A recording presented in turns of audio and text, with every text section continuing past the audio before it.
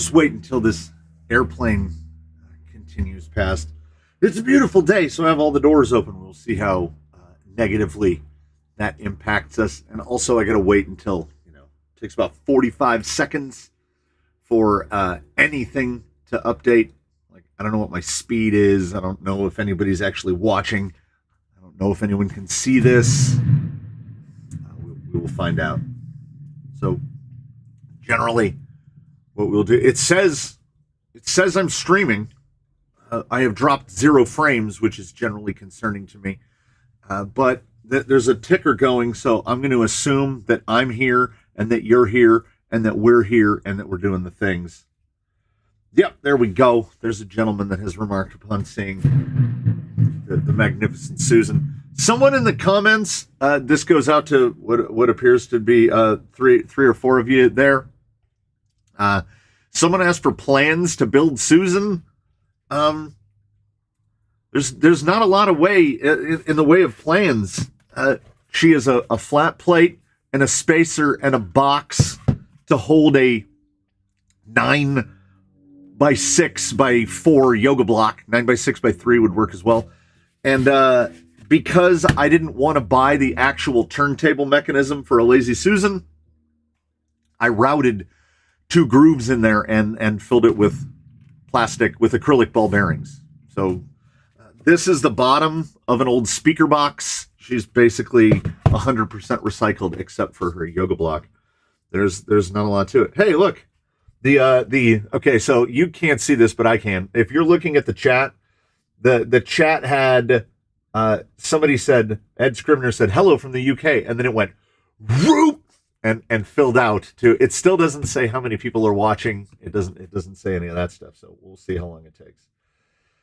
All right, let the shenanigans begin. Indeed, in the hopes of it catching up and me actually being able to see people here. We will get on to what we're doing for the day. How are we gonna pass the time? And we're gonna pass the time. I'm gonna start by saying to the few of you who have tuned in right on time. Let me tell you. So there's a box. It's right over there. It's by where the laser lives, and that box has a has a Cross RC HC6 in it. We had awful weather all week. It would rain for no reason. Today is the nicest day. Tomorrow is supposed to be similar. I didn't even open the HC6 box between the last time I was talking to you and now. So I didn't fix those link lengths. I didn't paint anything. I still haven't hooked up the paint booth yet. There's a lot that I didn't do. So I did. I should have everything done for the Raptor. The Raptor should be ready for its next installment soon. It's actually ready for paint. The bug on the VRD will be done very soon. I feel like I'm catching up, and I feel like I'm falling behind at the same time. So what we're gonna do today, to you select few. Oh man, it just went.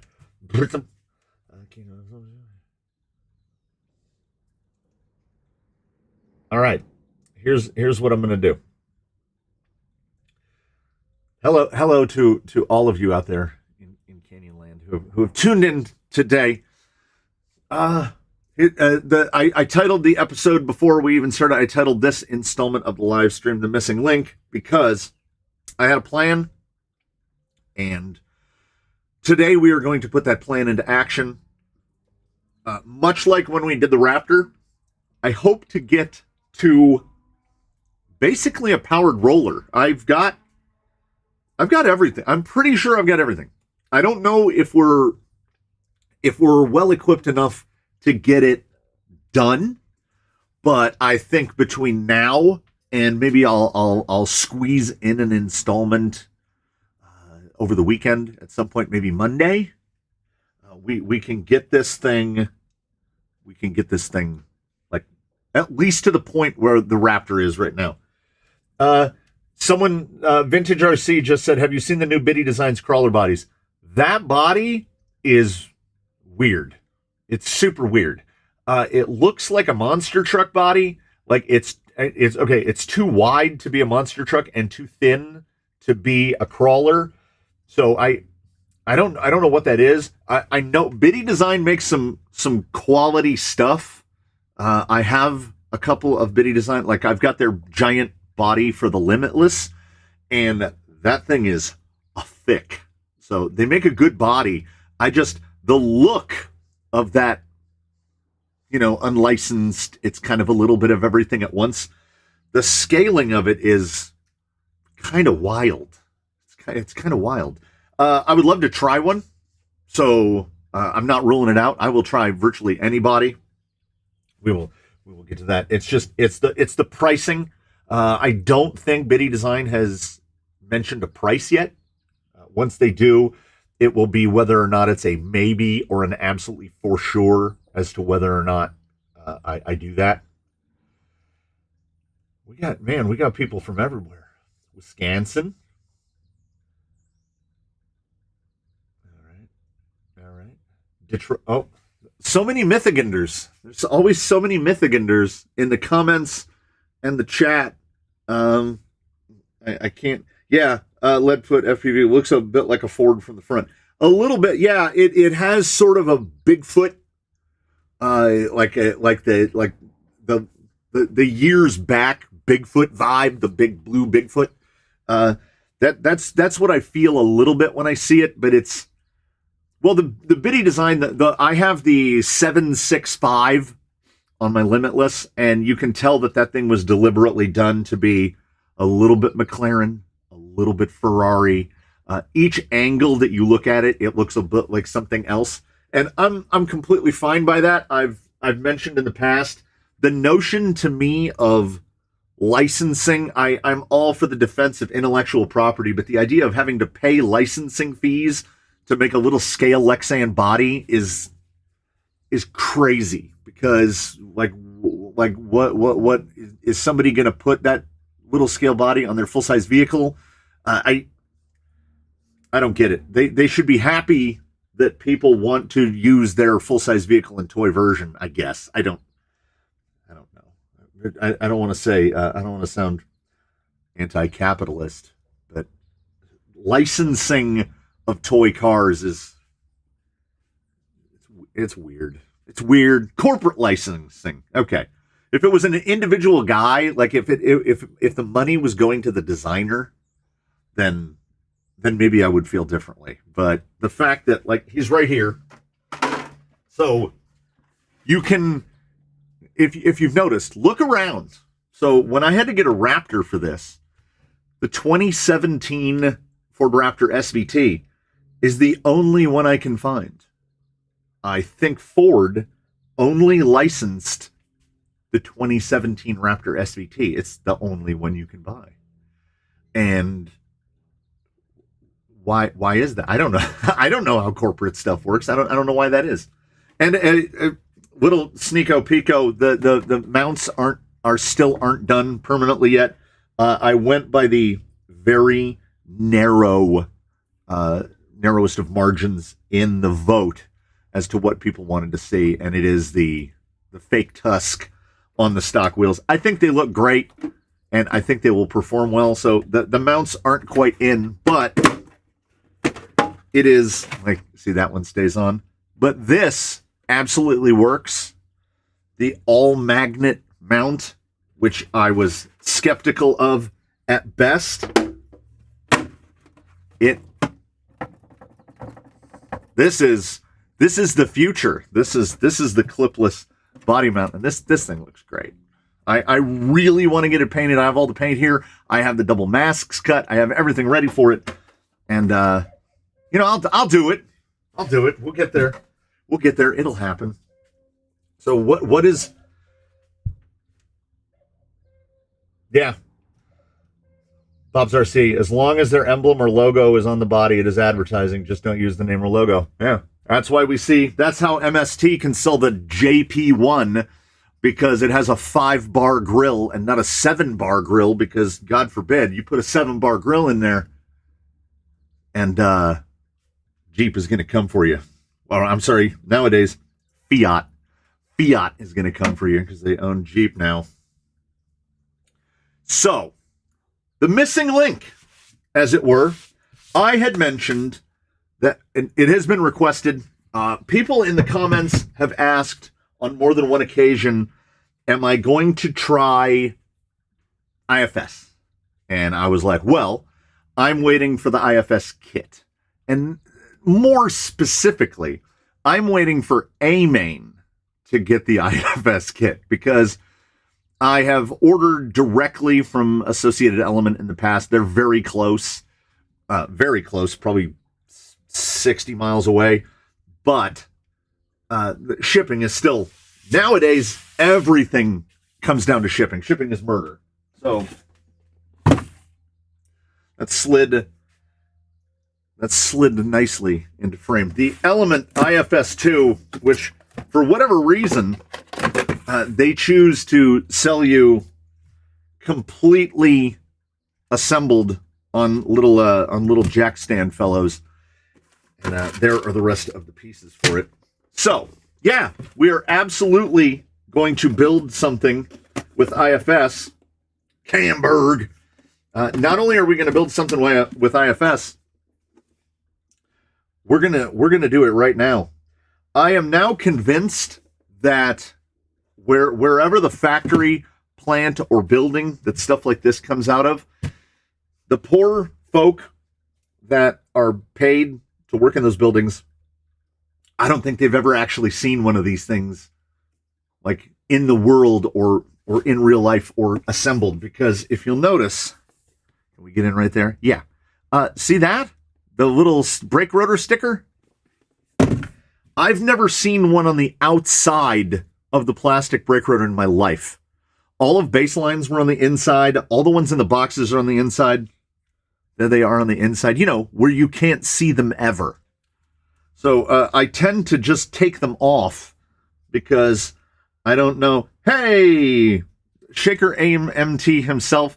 I was speaking to him just a few days ago, the osmium level supporter of the Canyon, and he was not in the chat last week. He was not on the live stream last week because he did a very me thing, something I would consider to be me, and he forgot what day it was.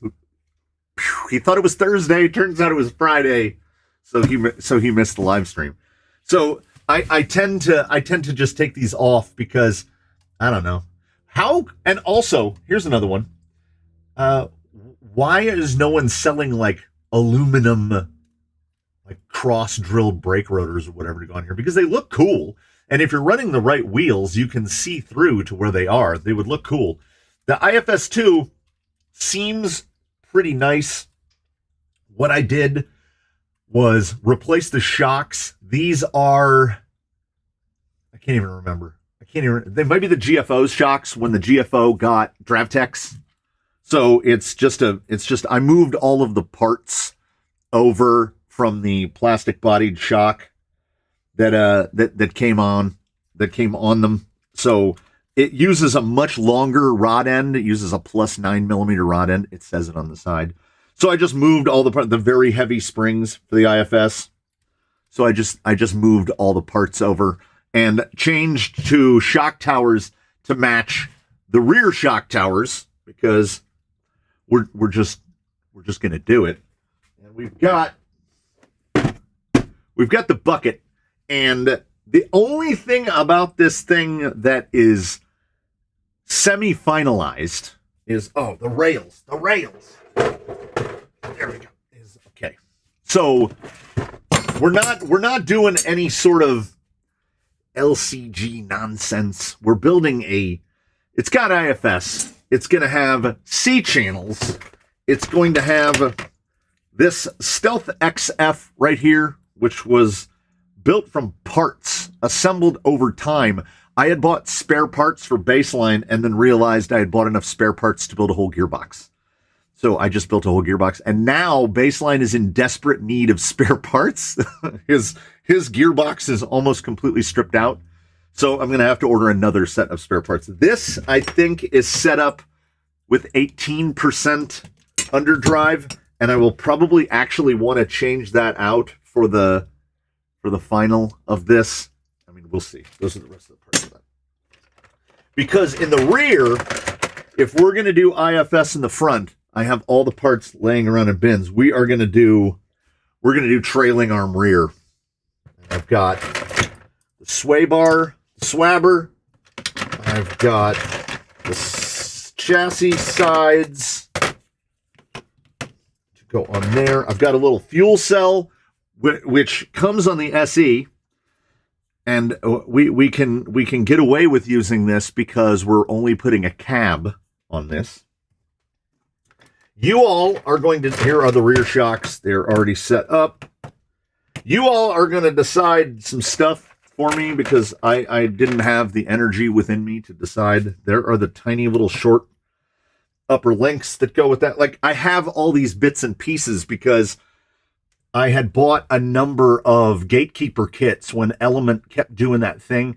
I think I've gone through 3 gatekeeper kits. The banana was built out of a gatekeeper kit. The original Gate Rover was a gatekeeper kit. So I had sold all the gatekeeper cages on eBay when I could still be bothered to go on eBay. So I have like 4 sets of trailing arms, and I never have any use for these tiny little links. I have multiple sway bars. I have all the little plastics. I have the Ecto / gatekeeper rear towers, the really kick forward ones, which are designed to use with the trailing arms. I have, this is Ghost Rover's rear axle. Just cleaned up and put some parts on it. We've got the matching rotors with the sticker on the wrong side. So we've got his rear axle. We've got the assorted chassis braces that we might need. I have the towers in 2 colors. I've got the brace for the tower. I've got the little hanger pieces that hang the trailing arms. Those are all brand new and have never been used. We have a front bumper that So Red Cat, you gotta get a little bit of Red Cat in there. Keep you grounded. So Red Cat, for whatever reason, uses an absolutely astoundingly massive pin for their bumpers and their bumper mounts. This is it might be a Wendigo bumper mount. I cut it down on the table saw and trimmed the edges of it so that it will fit. I cut it and re-drilled it so it will fit in an Element chassis because I liked the shape of this as sent in by one of the Canyon fellows, the Canyoneros, the 404, the Loyalists of the Canyon. Our body of choice is the Warlord Tucked Cab Only from J Concepts. I didn't even know these were out. And this bumper happens to be, I mean, come on. That's pretty much right there, right? So, we have all the parts here, I think. Oh, yeah. You all can start throwing it down in the comments now. I will try to keep an eye on it. No matter which servo I choose for this, I think it's an overkill option. Or, I take that back. Whatever servo you all choose for this, it's going to be an overkill option. I dug through the bin. We've got a 444. We've got a Reefs 422 HD. And we've got an NSDRC RS400. So, choose your choice. One of those servos will go in here. I set this up with a motor. That is a 1200 Fusion SE. There's nothing saying that the 1200 Fusion SE will be the motor. I do love a 1200 on the XF. I feel like the wheel speed and baseline is plenty, and the way that the way that the front motor mount is designed, like I have a 22 in it right now, and a 22 is almost, you can only go as small as an 18. I think you could probably fit like a 30 in there before the pinion itself would start to hit the inside of the gearbox. So we can always gear up. Obviously, it's going to be 3S because it's a Fusion. If we stay with the Fusion, I can put any number of brushed setups in here. I could put an outrunner in here. We can do whatever. But because it is going to be IFS and trailing arm, I'm thinking more weather friendly. So that's why the Fusion was like, the Fusion would be pretty great because then you can drive this wherever, whenever. I guessed on the springs for the rear. I went with Element SE grays, which are about what come. The Gatekeeper comes with full size blues, which are like 2.0, 2.9, 3. Why can't I remember? Element. Blues are 2.1. And these are grays, so they're a little bit stiffer. I have plenty of tiny spring rates, so we can go up or down. We can do whatever. I have no idea how to tune it yet. Oh, and I think this was supposed to be for Kronk. It's been in the box for months now. I can't remember who it was originally purchased for, but when the MT12, the Radiomaster MT12, when I bought that and put everything go fast on the MT12, it cleared up like 5 radios. So I was just moving radios around. So we have unopened RC4s, and I do love an RC4. I also love that this is cab only for this application because then we don't have any worries at all about wheelbase. This should, I'm guessing, this is an absolute guessing. This should come out to 12.8. 12.8. I think I want to say 12.8 because the Gatekeeper is 12.8. We are going to find out together. I wonder, the biggest question I have is, will these little jack stands actually be usable for anything? Or are they, how are those on there? I'll figure it out. Oh, Shaker MT throwing down 10 memberships. You're all members now. So I will probably just fabricate a bumper delete for the rear, just something flat on the back. I don't know if I'm going to do any kind of flat bed. I'm going to allow the Warlord to dictate that, how we feel about that. Oh, they're part of the little rails. Okay. Yeah. Part of the little rails. All right.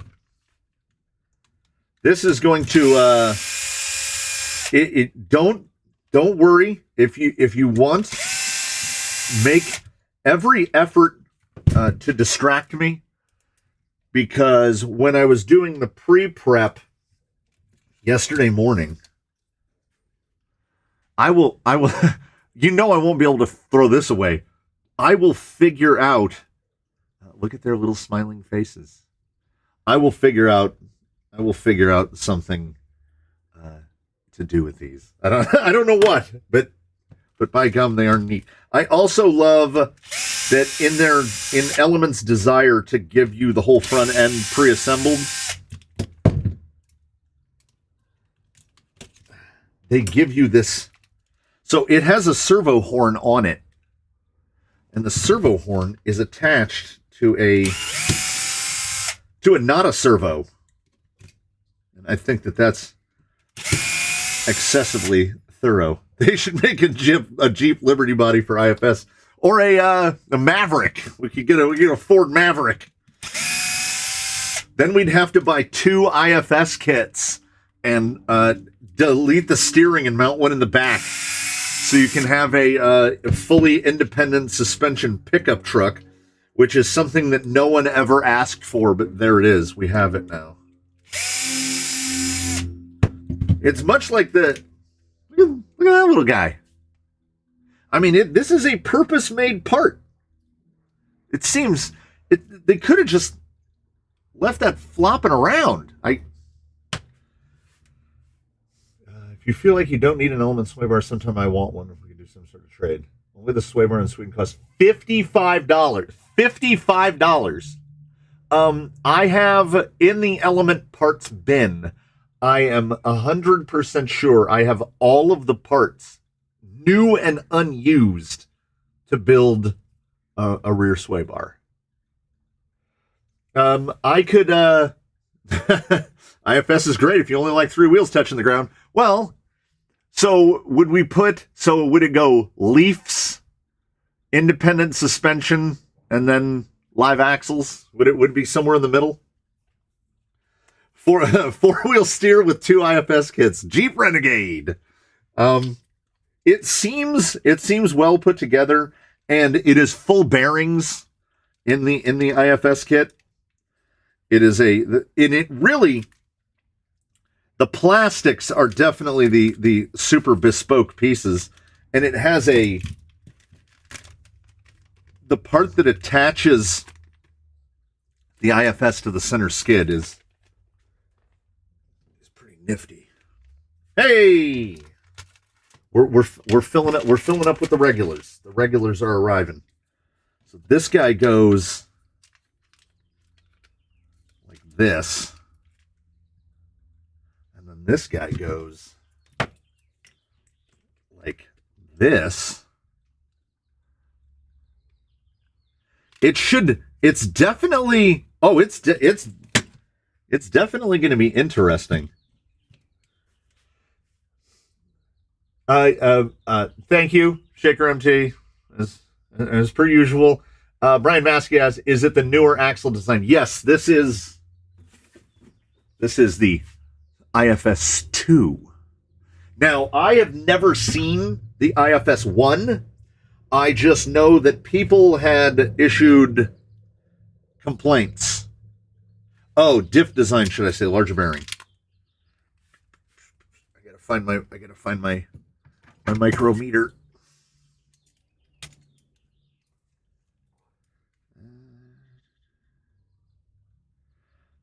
Inner maybe, outer is all the same. Inner maybe, outer is all the same, which is, but, so this is the old style. So this is assembled with a bearing on the outside and a bushing taken from when I replaced all the bushings out of baseline. We don't throw those bushings away. We put the bushings in here because it's still a 5x10 on the inside, which is way too small. So to stop the pinion inner bearing from grenading, I just put a bronze bushing in there, and I've never noticed a problem with it. The only way to get the most out of independent suspension is run 2.2. Well, I mean, that's one that is definitely up in the air. I'm not set at all on what tires go on this. And because it's going to be a cab, we can get away with most anything. Most anything that looks like it'll fit. And I don't have a problem widening it or narrowing it to suit. That is the back. Let's not assemble this backwards. Let's get our first piece installed. I don't want to, I'm trying not to cross RC this where we put in 12 screws in 3 hours. It was like 2 dozen screws, put the boggers on it. Ooh. That's not a bad idea. I have stolen the boggers, but I'm not committed to anything. I haven't driven the boggers since I stole them. I put them on a rig just because I thought they looked amazing. I was working on something at the time. This is a handful. I need at least one more arm. That doesn't feel right.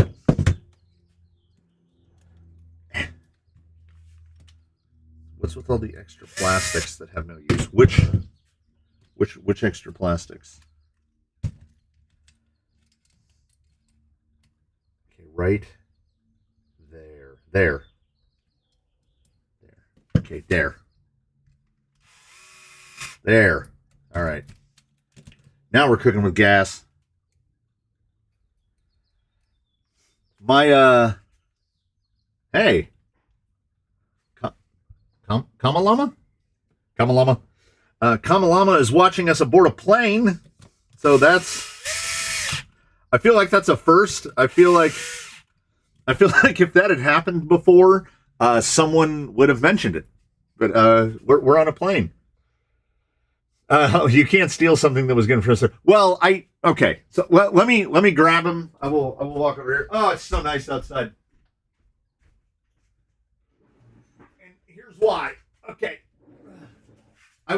Let me know how distant I sound when I go way over there. I know that this microphone, once I downloaded the software for it, is amazing. Stunod asks, is he building a crawler or a pre-runner? Definitely more of what I would call a pre-runner, because it's trailing arms and IFS. We're going to crawl it. So I put these on Ratchet. Ratchet is now on Tusk LPs, and his Tusk LPs are fitted with some ridiculous hybrid foams that are Traxxas inners and Three Brothers RC outers. So they're half foam and half 3D printed. And the Tusk LP is the highest scoring tire that we've tested here. So it's got some 98s on it. And if I'm going to throw some 98s on him, we might as well take his compatriot and throw what is, I think, the second highest rated tire. So I swapped him over to some wheels. These are Hot Storms with all the scale hardware, and he's rocking the boggers. And look how to scale those boggers look on him there. So Ratchet and Clank got new shoes, and as you can tell, I haven't driven either of them. They haven't even been set on the floor. But if Ratchet was getting new rubber, I figured Clank should get new rubber too. So I have multiple sets now of Tutu Canyon trails that aren't on anything. If anyone out there is a person who makes 3D printed inserts, hint, hint, wink, wink, I could definitely use at least a set of 3D printed inserts for Tutu Canyon trails, because I have 4 sets of these. Thanks to one of you, someone, forgive me because I can't remember the name. Someone had messaged me and asked, would you like some Tutu Canyon trails? And I was like, sure. And he sent me the box that fire logs come in, just absolutely packed with brand new, had never touched the ground Tutu Canyon trails. So, hey, Chuck says that's where he was hoping the boggers would end up going. They just looked perfect. I took one down off the tire rack and I held it up against them and I was like, oh my God, those look so good. Those look so good. So that is indeed where they ended up. Ratchet and Clank head to head at Green Line. All right, I'm gonna have to. Yes, Dave Wilson asked, HC6 is in paint. The HC6 hasn't even yet begun to paint, but will. I have plans. I try not to make my plans too firm for the upcoming week, but I definitely have. I will get a hole cut in the wall so that I can get my spray booth going, because then I can be painting those bits at any hours of the day. We had rain here. Mr. Truitt can confirm. We had rain here 2 times on days that were forecast 0% chance of rain. And on one day, it rained for like 9 hours. We had no rain forecast, and it just rained and rained and rained and rained and rained. So I put things off, and then I am rewarded and or punished. Oh, see, that's just wait. Well, never mind. Erwin Adrianson says that he can make some inserts for Tutu Canyon trails. Yeah, I have 4 sets of them, and the inserts that are in them are great, but we are gradually moving away to where nothing has open cell foam in it anymore. And I'm okay with that because apparently we get weather in Southern California now. It has already rained more in 2024 than it rained in 2023, and it's March. So we had an off year. It seems that we have a super rainy year, and then we get no rain, and then we have a super rainy year, and then we have no rain. So it's gone full out. Yeah. Bill says he was doing yard work and had to stop. I got off the riding lawnmower. I was driving it into the garden shed. And as I stepped out of the garden shed to clean up the rest of my tools, little tiny raindrops started hitting my hat. And I was like, are you serious right now? Is it actually going to rain? Went in the house, got in the shower, got out of the shower, and it was bucketing down rain outside. Absolutely bucketing down. So the yard looks great. It takes 3.5 hours to do the yard in the spring because everything is green. In the summer, everything will be brown. It is sad making.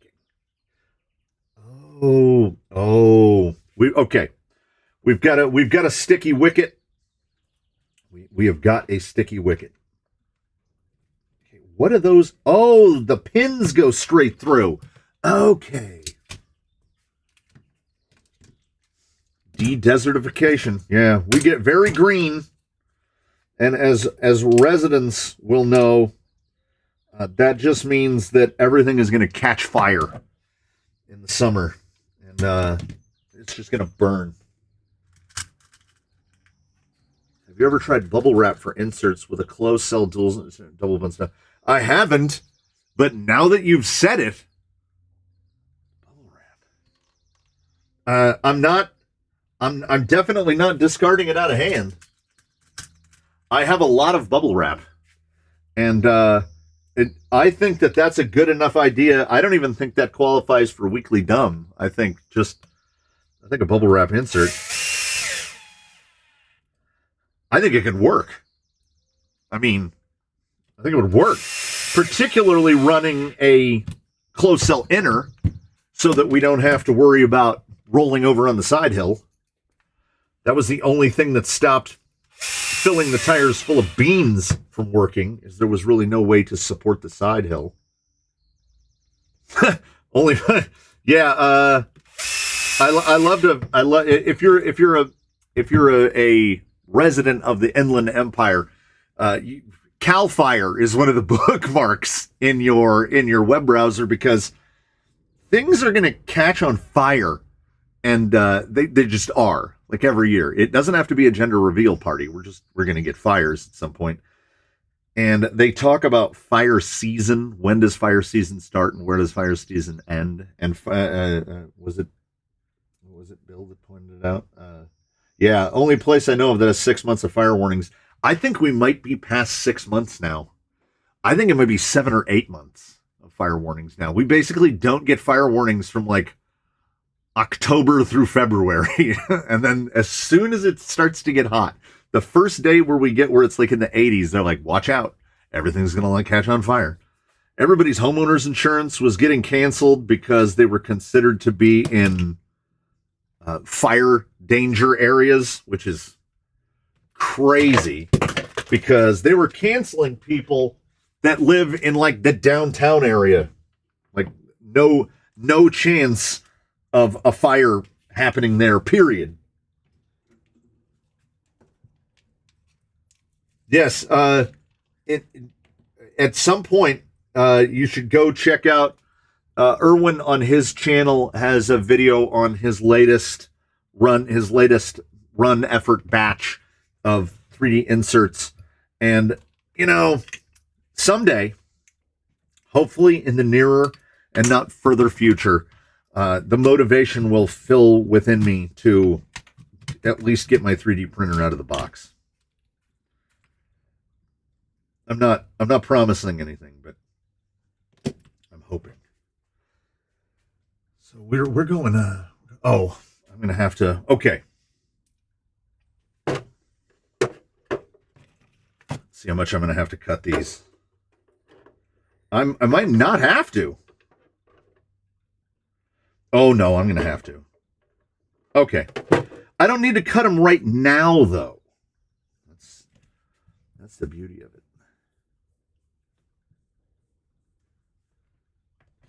I part of me wants to try my hand at 3D printed inserts, and another part of me, which is I guess the dominant part, just wants to, I don't want to use the word exploit, but the rest of me wants to exploit the talents and the abilities of the people that watch the channel, you all, because you're already doing it, and you've already done all the hard work. Because it seems simultaneously straightforward and infuriating, and I genuinely lack the patience. All morning, so in the morning I was doing my usual sort of prep stuff that I do to get this ready, and I was also mentally punching myself. Because in the last couple batch, when I'm sending things out to people, like when we're doing trade outs and stuff, I like to send people little swaggy, little gift baggy bits like the shock stands. So I've been painting them. These were all cut out this morning.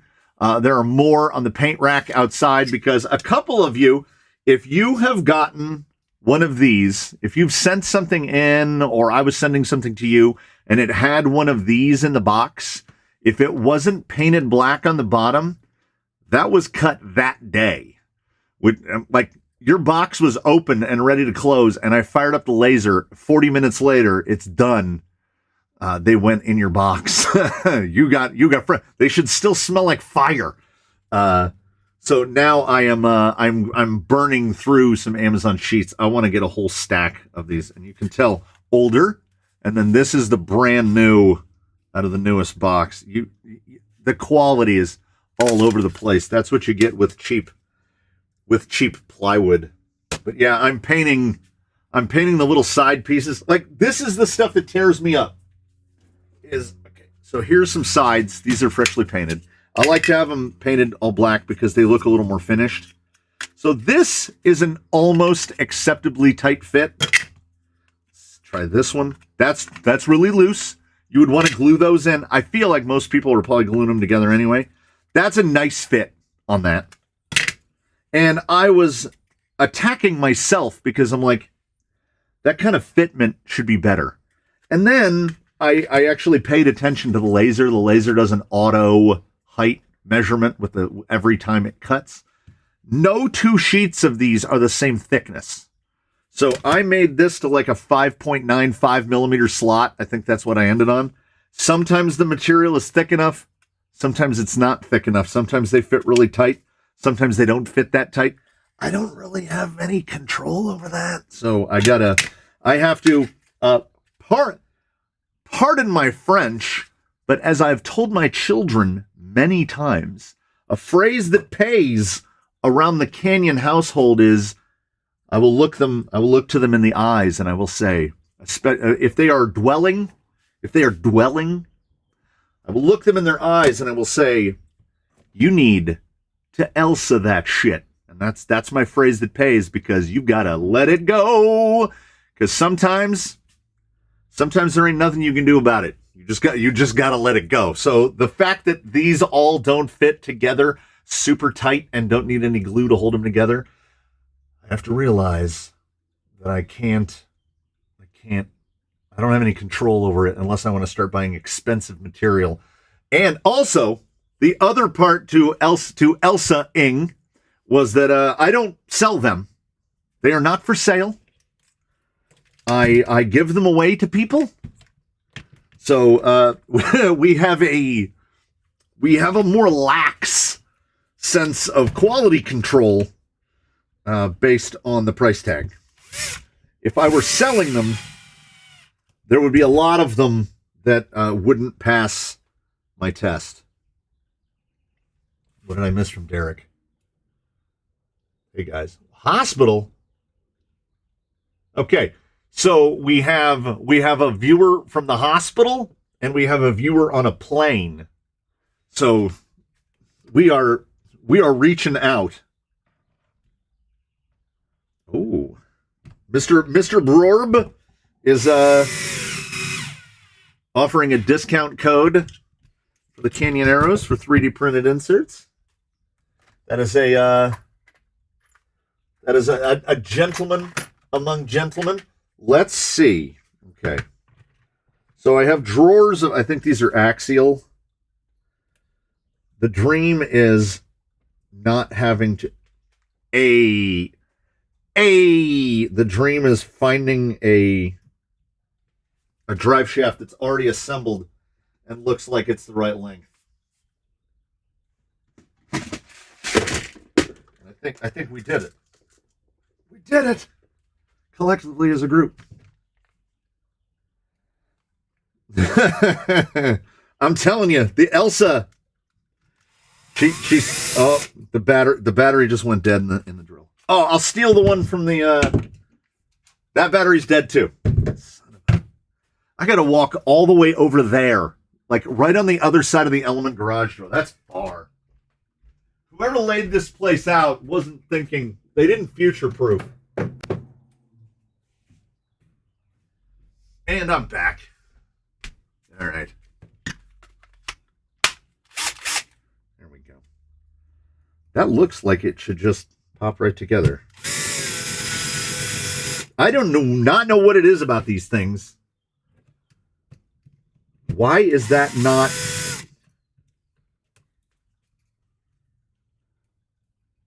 For those looking for stickers. Oh yeah. You just send me an email. This is, I almost did it again. Damn Red Cat shaft. Red Cat shaft ain't gonna fit because it's got those reduced pins. All right, I need to set those off to the side. I did this last time. You would think I would learn, and you would be wrong. What about Element? What's Element for me? I just want. Well, that's going to be way too long. No, we're gonna have to assemble one. There we go. That won't work.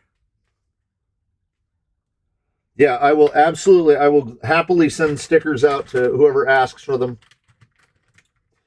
But you may have all recognized over time that I have an inability to maintain focus for more than even a few moments. Is this a Utron? I don't know. What does the Utron have in the back? It's 4-link, right? I don't think this is. I don't think Element makes this. They should. Okay, this is close enough. These ends. Ooh. No, I take that back. Well, the drive shaft is never going to change length because it's IFS. I need to find. There it is. Okay. I was gonna go. Ooh, too tight. I was gonna go with a close enough. But yes, Utron is solid rear. But is it trailing arm or is it 4-link? I'm sure it's same. It's the same rear end as an SE, right? I don't know. I've never seen a Utron in person. Shaker MT giving away the secrets. So many people asked about it in last week's. Shaker MT is sending an FMS FCX10 here for testing / evaluation. So that will be here. Yeah, 4-link. My assumption, having not seen the Utron in person, was that it's just the Enduro SE, but with IFS. That was my guess. And that looks just about perfect. I can go to a longer link to a longer half in the back. But I'm not gonna. We're gonna do it just like this, and we'll deal with any issues later. Yeah, he is also sending a G-made spider. Okay, what is going on? I had the exact same thing with the Raptor. You just won't thread in. These are not being nice to me at all. And now I can't get it off. Why is this not threading on? There's plenty of room. Yeah, I just had to hold it at a different angle, apparently. I did forget that the XF is not the most fun to get the underpin in.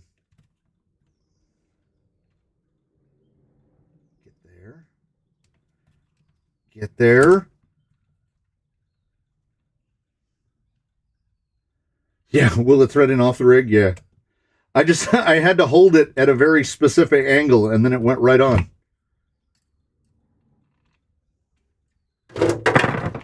It's just and now it's just being confounding.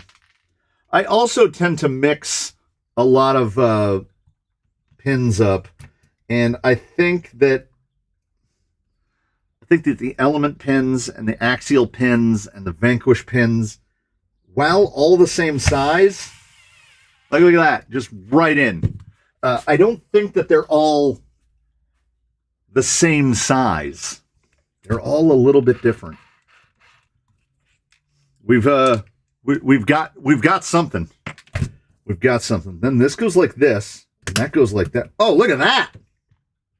What? It came with two little. Okay, these guys. I figured, we gotta go all in, right? We have the missing link here. He was sort of tongue-in-cheekily named before the process even began, because as I was trying to figure out what parts I needed, I realized this vehicle will only have two links on it. It's got rear uppers, and that's it. So he's a 2-link. I don't count the steering links. Sent in the orange one. What are those black plastic parts to your left? Oh, these. Oh, okay. The IFS came fully assembled. So these were like mock-up chassis fronts. That's how it came in the box. And the box, I guess if you're displaying it in a store, you can pop this window out, and then it was strapped down, and it sat all neat in there. Points for the packaging for sure. And let's not forget the fake servo so that it could be hooked up. This is neat. It was neat. So, there is another thing of screws. So the only thing that was purchased for this build is the IFS, because I knew I wanted to try it. Everything else was either here or was adapted from something that was here. Now we can see where this is going to sit. Yep. I will chop those off right there at that back line. And then that will sit. That's going to sit perfect. The width is right. Look at that. We might not have to drill any holes in this boy, because I should be able to make verticals, and I can do like magnet and Velcro.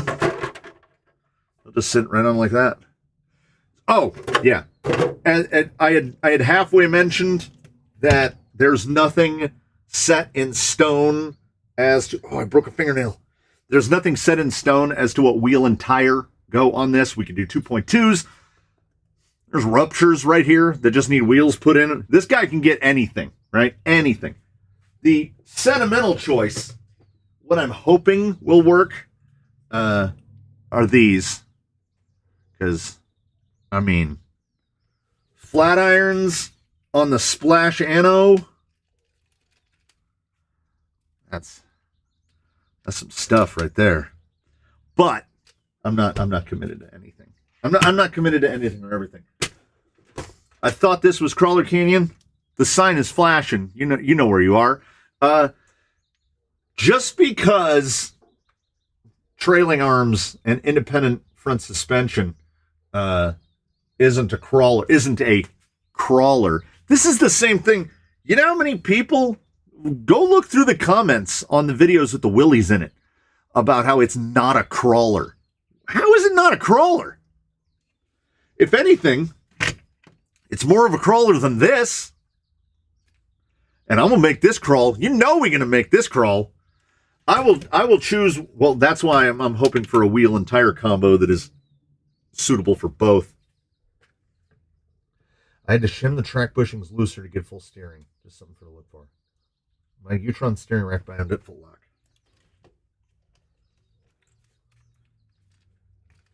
Yeah, when I first took it out of the box, the rack was stiff. Oh, hey. A big thumbs up just shot up in the middle of the screen. I didn't do that.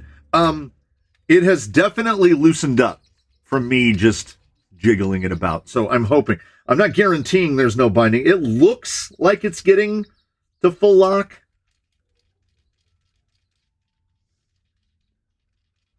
Yeah, the thing about TRX4s and anything that might have unlockable diffs being like a TRX4, I have a number of vehicles with unlockable differentials, and I can never remember to use them.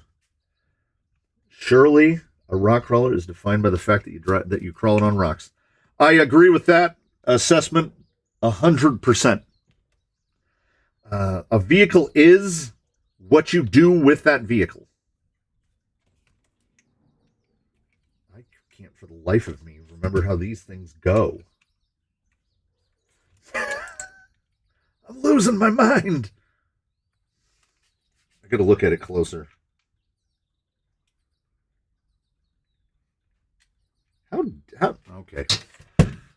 I gotta dig around. Oh, no. Connor Boynton, heaven forbid people have varied interests and tastes within their chosen hobby. That's not allowed. You all must conform to the mold. We're not allowed to do different things.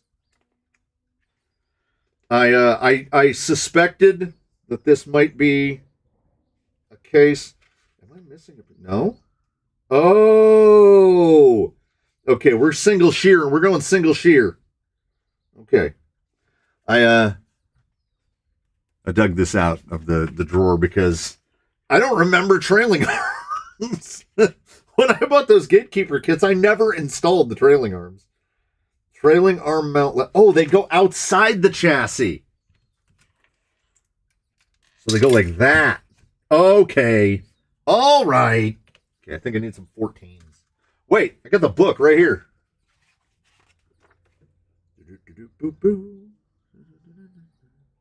16. Will Element SE axle gears fit in Element HG axles? Yes, absolutely. The only different there is a mono spec of Element axle internals. Because they accomplish underdrive through the gearbox, there's no underdrive gears, no overdrive gears. It's just the one set of gears. There's only the one type of element gears.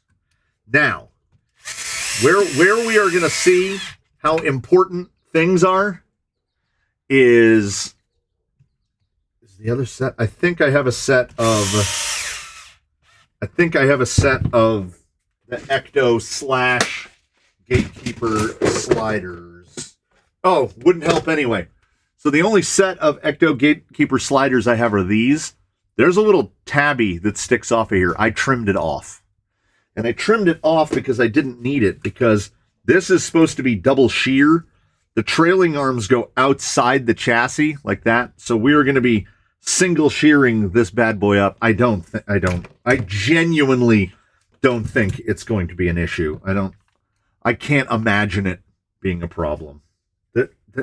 That's going into some meat.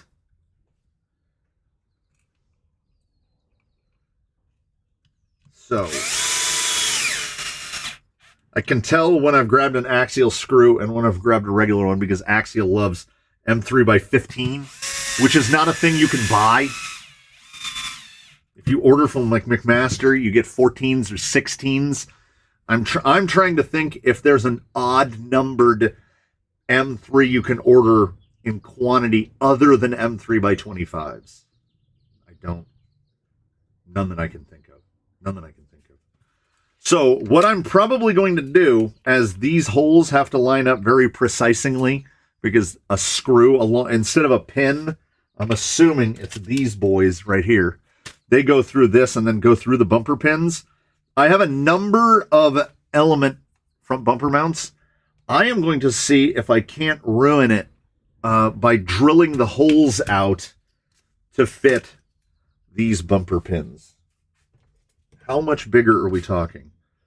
This is a close enough as to 888, close enough as to be a 9mm bumper pin. And this is a 7.5mm hole. So, yes, Mr. Jordan, loads of 15s in button head and cap head. But when I'm ordering fasteners like these, which are from McMaster Car Industrial, these are all graded. These are all 10.9, which is the metric equivalent of grade 8. So I strip these screws out very rarely. So and also, it's a whole bin full of 16s, which now has a bunch of 15s mixed in with it. I do recognize that sometimes I need a 15, but more often than not, I need a 16. These called for 16s, and I think that one's a 15. There's one screw that doesn't quite break the plane. I just reviewed a TRX4 clone. The unlocking mechanism was rubbish, so I locked them out with TRX4 locking spools. Yeah, that's the thing. I also agree. It went by too fast. Yeah, if it has unlockable diffs, that doesn't make it a TRX4. Cross has a bunch of unlockable diffs. But where the difference is, I can't remember who it is. It might be a Cross. There is somebody that has an unlockable diff. Point it out in the comments if you've seen it. The servo is mounted directly on the axle to do the locking and unlocking, which is, I guess it's simplified, but it's also seems kind of wild. Traxxas's cable linkages are elegant. If you've ever popped a Traxxas axle apart to see how the locking mechanism works, it's so simple. And others have tried. Many have tried, but not many have hit it as well as Traxxas has. I shouldn't have tightened that down so quick. We're going to load this thing up with plastics, and then we will delete the plastics as need be. And I don't have any choice for the rear except I think to slap a bumper mount on it. I don't have anything. We'll do two screws for this. Does the Miller Racer have servos on the axles for locking? I can't remember which one I saw, but I just remember looking at one of the promotional images and being like, really? Oh, can't put those screws in yet. I'm supposed to be putting these on. Yeah. Is it? Is it there? I'm going to put the trailing arms on first. Yeah, we'll just go 16s. We'll see how this... And I want this one. Yeah. I can go to like 20s. We're singling it. Let's go to 20s. Yeah, that's the one that I need to find graded in quantity is M3 by 22, because McMaster does not carry M3 by 22. They carry 20s. And there are instances, certainly, like a 20 is perfect right here. For this application, I would want a 20, but there are many applications that I want a 22, and I have a couple of them. What is the cheapest axle I would recommend? Despite the fact that it was just in a comment today, someone was saying that the quality on the Mias axles that they received was less than stellar. I still recommend the Mias axle. $80 a pair. You know where you're saving money. Sometimes, like I have talked about it, most third-party, let's call them third-party axles and gearboxes, I will discard all of the fasteners. Like when I get an Amazon dig box, I throw all the screws away. I take the thing apart, completely clean it, oil the bearings, grease all the gears, throw all of the fasteners away and replace them, because this is the price of doing business. You can get an all-metal dig box on Amazon for $30. A Stealth XF is like $70. I don't have to worry about throwing away the screws on this. It also doesn't have dig, but it's the same thing with the axles. The Mias axles come with a lot of the button head 2.5 millimeters, so they use a 1.5 millimeter screw, and I do not like that. I don't like those button heads at all. I don't like the flatheads. The Mias nylon axles, where if you didn't see this, you would just think it was an F10 portal. I like to describe them as an AR-44 and an F10 had a baby. His rear gear covers are Vanquish covers. Like the parts are literally transferable. And I have been very fortunate in that I have gone through 3 sets of these. They are on Ratchet, they are on Lolo, and they are on Skeeter. It came from the Workbench 23, and they have never had a problem with any of them. They have been flawless. And I have built a Vanquish axle. I have built a Vanquish portal rear axle. It is right here. It is right here. This Vanquish portal rear axle is all Mias internals. The gears, you notice 4 millimeter. It doesn't have the big Vanquish 5 millimeter. So, yeah. So the parts aren't just close. They're the same. So, yeah. Aside from the pumpkin, that axle is this axle. So they are the cheapest that I recommend. I mean, beyond that, you can go on Jenny's RC and get a set of TRX4 axles for about $100, $110. I think Horizon/Axial is still doing the 10 Pro Portal axles for $160 for the set. That's not terrible.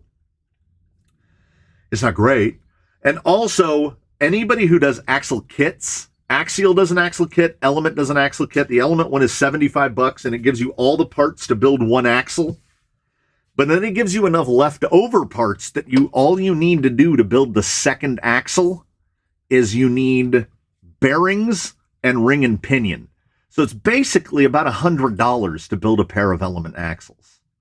Element axles are fine and they work great in service. The problem is, my biggest experience with Element axles is in Baseline, and Baseline is on his 4th front axle housing.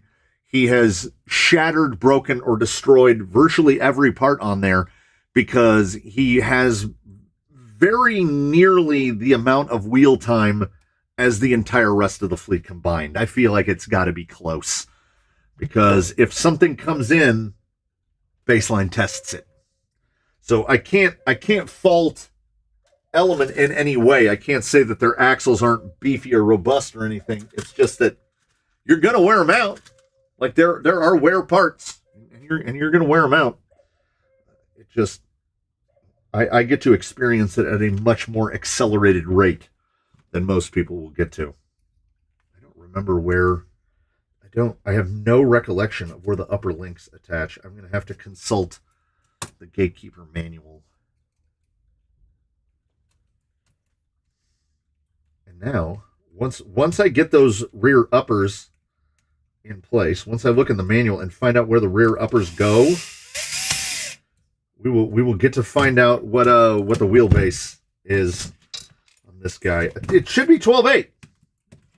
I'll honestly be kind of surprised if it's not 12.8. Which is another part why I hadn't selected. I had no body in mind. And this one works out because I don't have to worry about the wheelbase.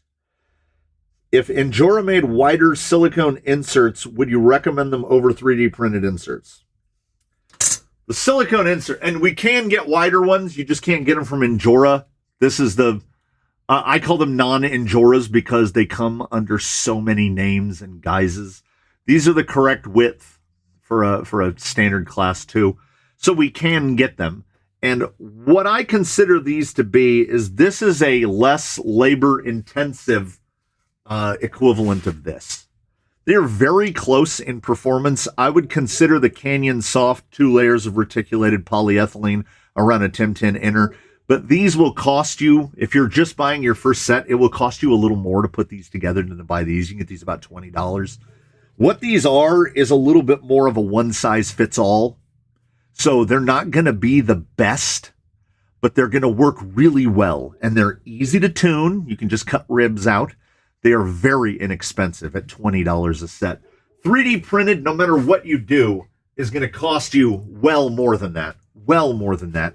Even if you own a 3D printer, I doubt that you're going to get the first set that comes out of the nozzle to be perfect. So you're going to trial and error. Go at some point, take a gander at Erwin Adrianson's video of the 3D printed inserts he's doing and see how many.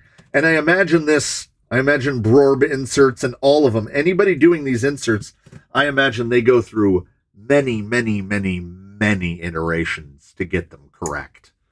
So there are hidden costs, and it's not just a gimme. And if you're buying them, if you're paying someone else to buy them, you're looking at $50 to $60 a set. That'll get you 3 sets of the silicones from Endura or the non-Enduras, and they are very good. As I tested in Rattlecat when I went, he was fitted with the Enduras, and then these are still the ones that are fitted with the Enduras. He is now fitted with the Pro Comps with Brorb 3D printed, and the 3D printed are better because they were printed specifically for that tire and with that rig in mind. So they are performance optimized. These, though, you could take this set and throw it on any vehicle in about a 1.5 pound window, because I want to say these are blues in here.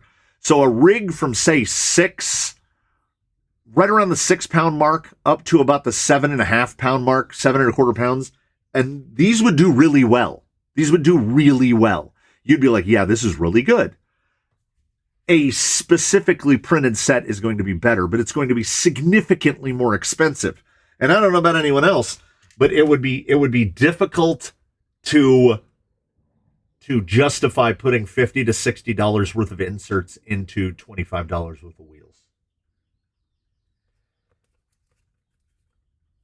So the 3D printing thing, I've definitely talked before about how I was a parts fabricator. I make things. Basically everything in frame that you're seeing, from Susan to the racks to the tire rack to everything else, I make all of these things. I make parts. I made parts for Scions and Toyotas for 20 years. I make things. So as a person who makes things, I look at the cost of everything. When I was shipping a part for the Scion TC called the radiator plate, I had the net cost of that part broken down to how much money in tape there was to apply the shipping label and how much money in ink there was in the shipping label. So when you're printing a set of 3D printed inserts at home, it's easy to say, oh, well, I bought a roll of filament and I can get X number of inserts out of the filament. And that's absolutely true. But then my brain gets into it and is like, how much did the electricity cost? How much did the printer cost? And how many sets of inserts do you have to print to justify to offset the cost of the printer? Like, how many successful sets do you have to print before you can get each set of inserts down to, say, $5? Upgrades to the printer, the wear on the parts of the printer, or any service that need to be made to the printer. Don't forget about the time spent designing and tweaking and modifying and doing all that, because all that time costs money too. Time is money. So yeah, I don't think that there's I don't think there's a cost savings in 3D printed. It's not where you go to save money. It's like every dude I've ever known that has owned or ridden a motorcycle will all tell you, you don't buy a motorcycle to save money. Just like you don't buy a car of any kind to save money. You're never going to save money. It's going to eat money. And yeah, the laser just makes me buy more sheets and cut more shock stands and paint more shock stands. And I don't look at it and I don't evaluate it and I don't think about it because I'm giving them away. They're free. They are the cost of not doing business. I need very long set screws to attach the front of this. Though I don't think they need to be super long. I should probably put that on before we forget.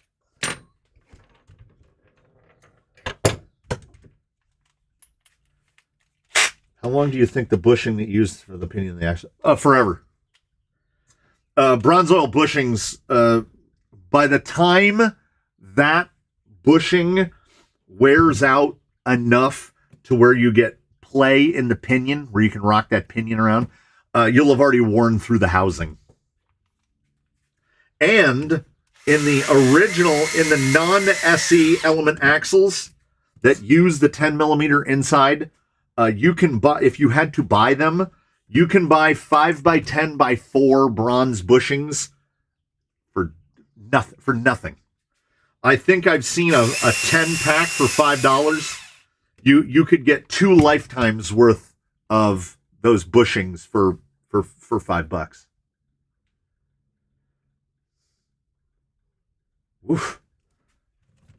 All right. Oh yeah. Almost forgot. I got to look at the book to find out where the upper links attach. Oh, I was way off. Okay. I was indeed way off. I had the tower on the completely wrong side of the vehicle. This goes on like this? That's crazy. Yeah, I haven't used these towers or trailing arms in forever. Yella, starting as an ecto, was on trailing arms for like, I feel like an hour. And then we moved on. Yep, 12 is perfecto. And then we got to slide in the fuel cell.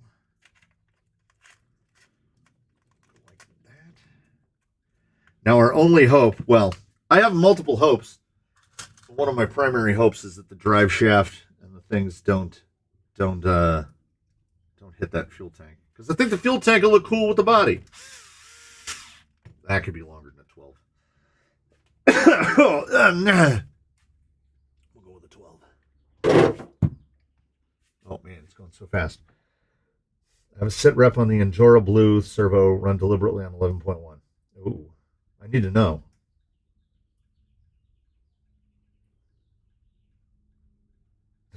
Lee Jordan, I can agree. I have 3 bikes. Yeah, nobody buys a motorcycle to save money, because you won't.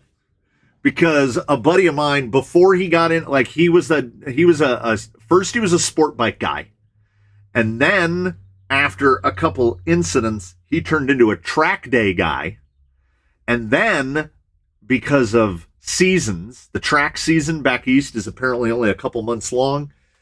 He got into a couple buddies that ride like single track on dirt bikes. When he turned into a track day guy, like he had $1,000 helmet. How many miles are you going to have to put on your motorcycle in order to offset your $1,000 helmet? Which is, I mean, let's put it like it is, not optional. I mean, that's just your brain. I was spending $250 a pop on bicycle helmets because, it's just my brain. I don't use it a lot, but when I do use it, it's handy. I like the unintentional mixing of all of the colors. Those bolt on right there, don't they? Those bolt on right there. Enjoy 11. When I settled for 11.0 just for conscience's sake, it works. And my 3 amp dedicated BEC has not yet melted.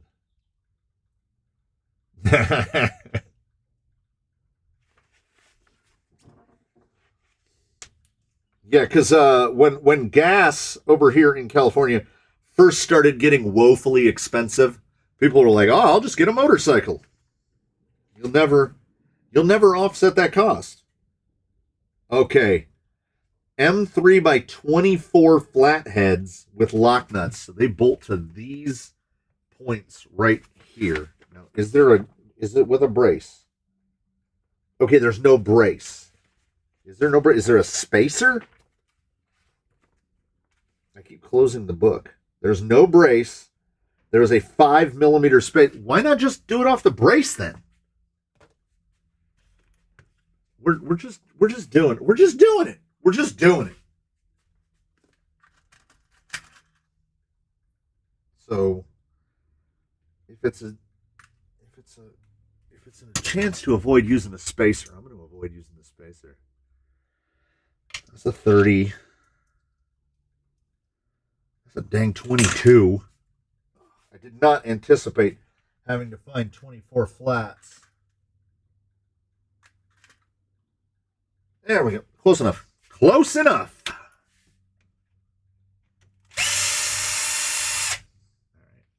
right. Let's see how this goes.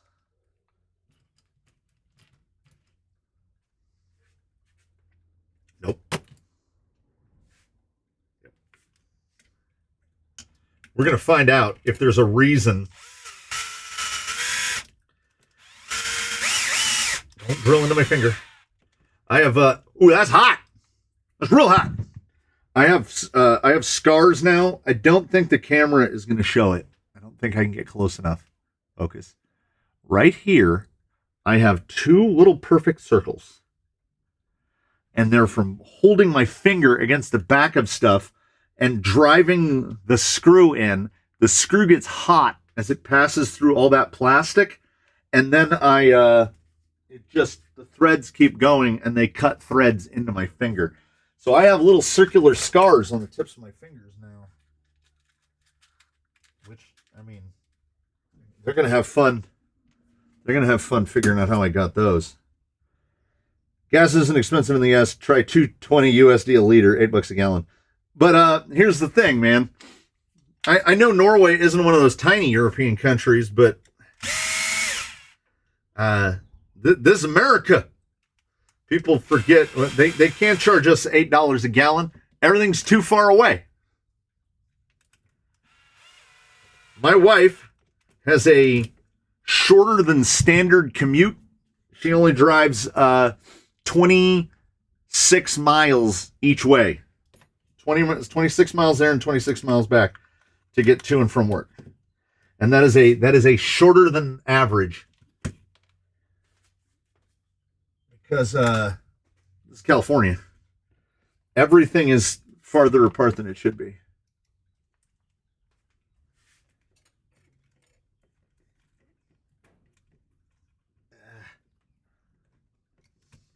I probably should have tried to get the other upper link in.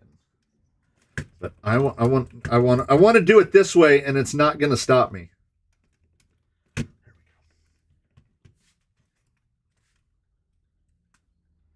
I think it might. I think we might have it up travel without. I think we'll hit the limit of the shock before we bottom out. Is that supposed to mount to the outside of that? Yes, it is. I thought that looked funny. Okay, so I am. No, I'm not. Yes, I am. Oh my. I should have suspected that the front end on this was going to be 100 miles each way. Oof.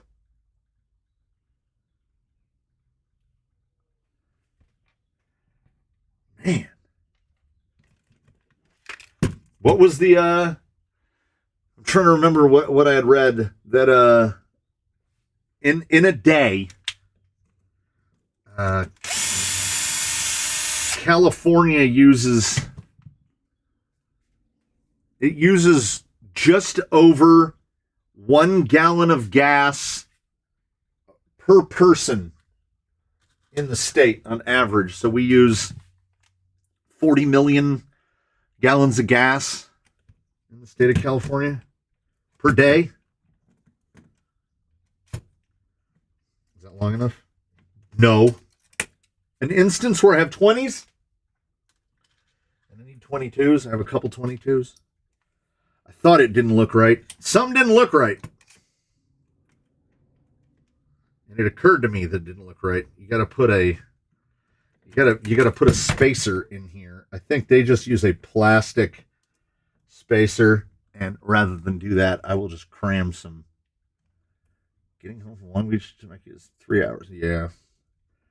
My wife with just 26 miles, there have been times where non-sig alert will take an hour to get home. Over an hour. Somebody flipped a toy hauler one day and it took her like an hour and 35 minutes to get home.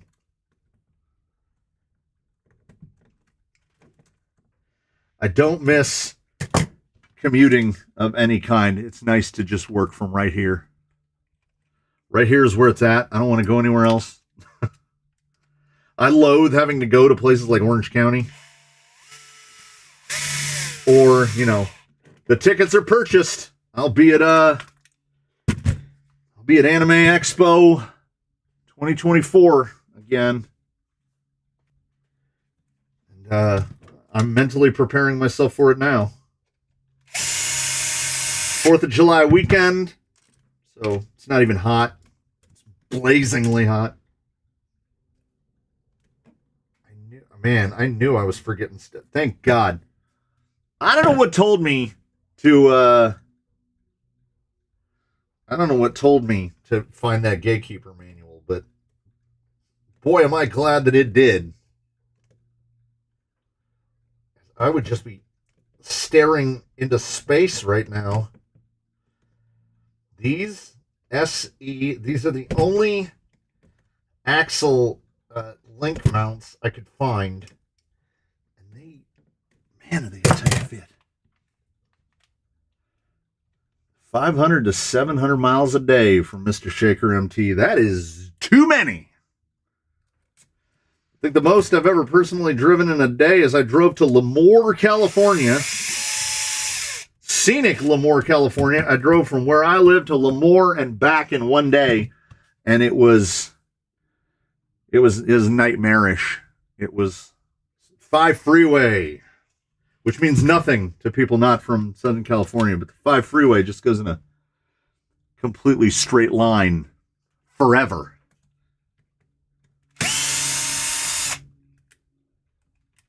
$500 miles in a day, that's a lot.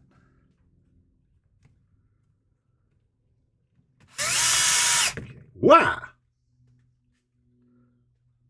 I might have given myself another one. I don't know if it went under. It felt like it went under a little.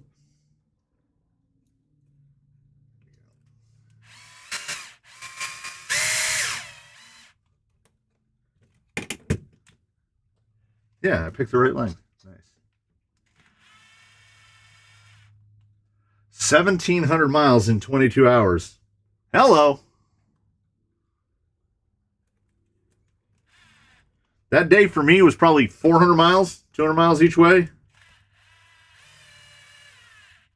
When I was doing all the Scion parts, I had two gentlemen get in their car, in their Scion TC, drive from Vegas to my house, which is about 240 miles, had me install a shifter in their car, and then they got back in their car and they drove 240 miles back to Vegas. That is a commitment. Because he asked me, he was like, if I drive down there, will you install it for me? And I was like, absolutely. And he took me up on it.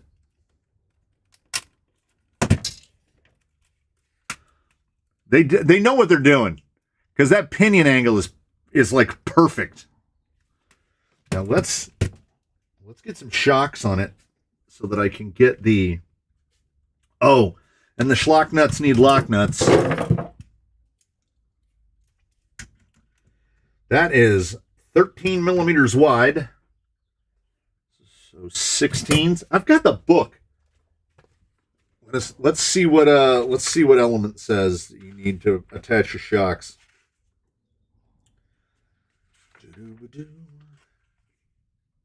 18. They want 18s. Yep, and 22s. Luckily, I had the 22s.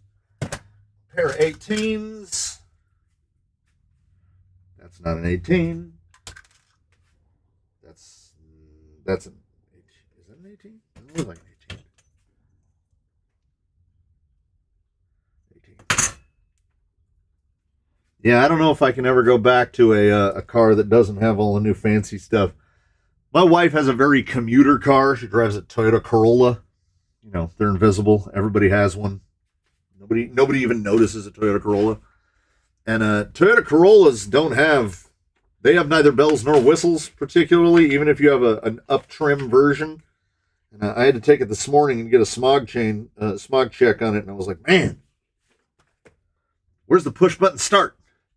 And where's the thing that makes the doors unlock? As soon as I get near the car, it doesn't have that stuff.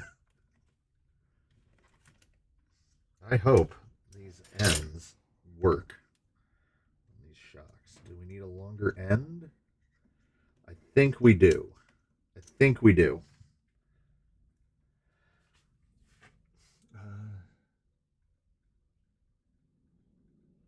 still see those TCs all over, seeing how much oil they burn. Mine never really burned a lot of oil. That 2Z AZFE was the RAV4 motor. And it just keeps mine's still parked over in the carport, keeps chugging along.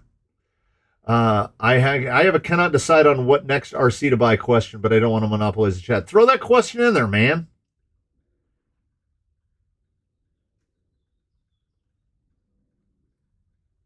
I think where Lee Jordan, I think where Australia has us beat is like the heartland of America is an expanse of nothing. But we don't have an expanse of nothing that holds a candle to Australia's expanse of nothing. That definitely needs a spacer. Probably about a 5 mil. I definitely didn't sort spacers.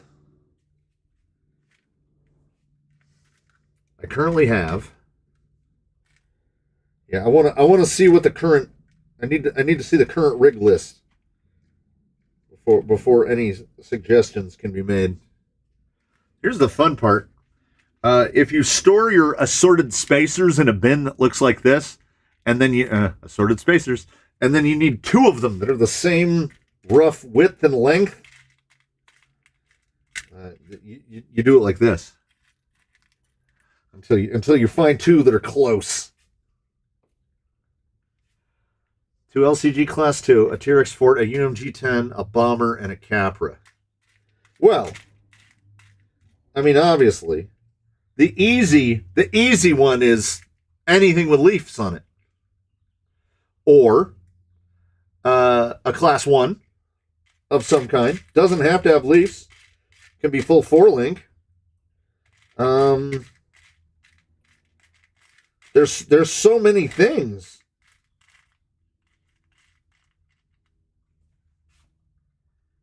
I think I have two that are close enough.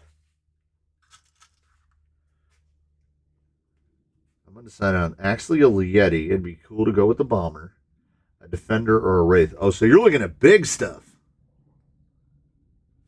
You're looking at big stuff. Yeti and Wraith. The defense. So if you're looking at the defense, oh, you have a Sport. The Sport is a whole lot more capable than a Defender. The Defender is an ultimate expression in sacrifices for vanity, because that body is a big husky boy, and you've got to carry that around with you. Please let it's not 18s, it's 20s.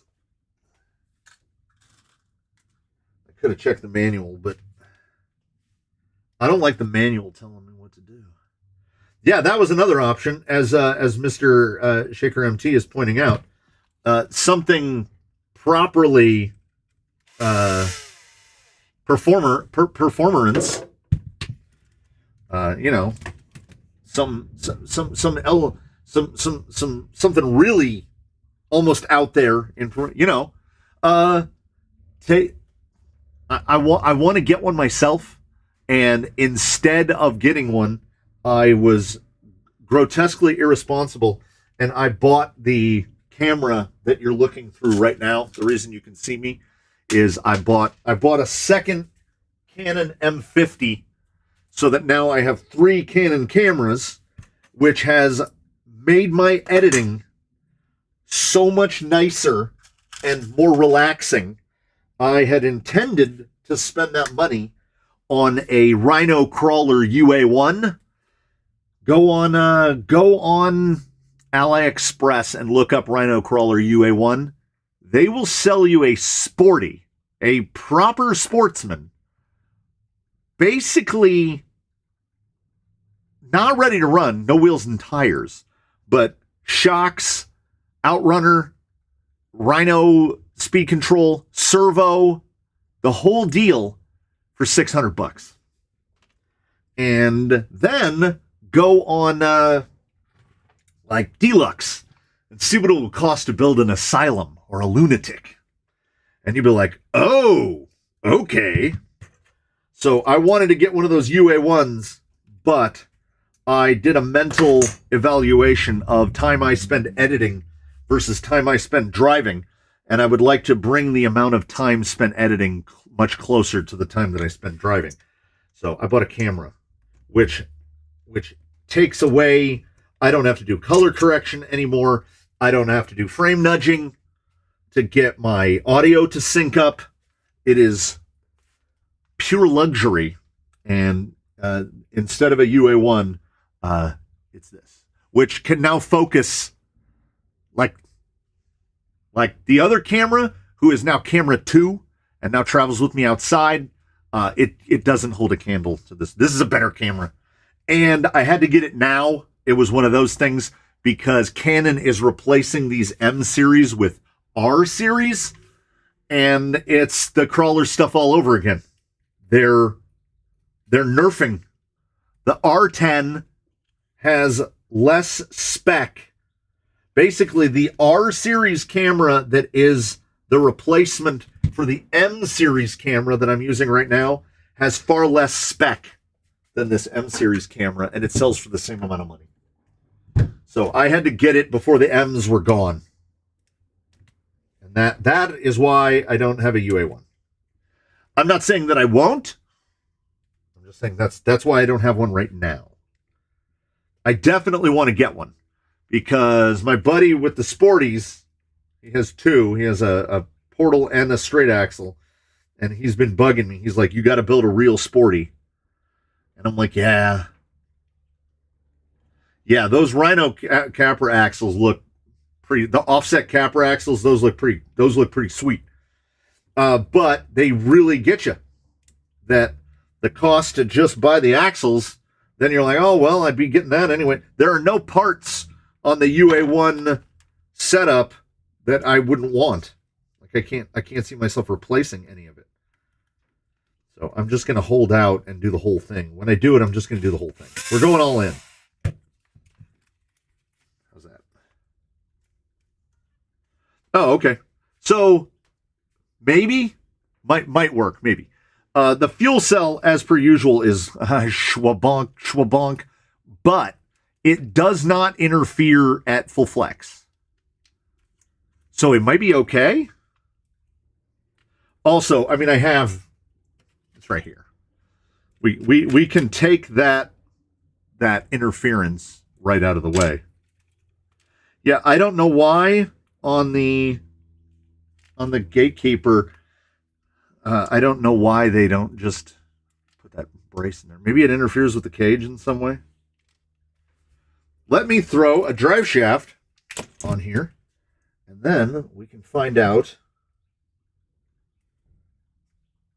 how long this is. Oh, please. Oh, it's like... curses. That is...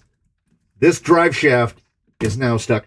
This drive shaft is 5 millimeters too long. That is truly unfortunate. Because I'm going to guess that it's the longest. Yeah. I'm going to have a bunch of those exact halves. There we go. It's a little scarred up, but we'll allow it.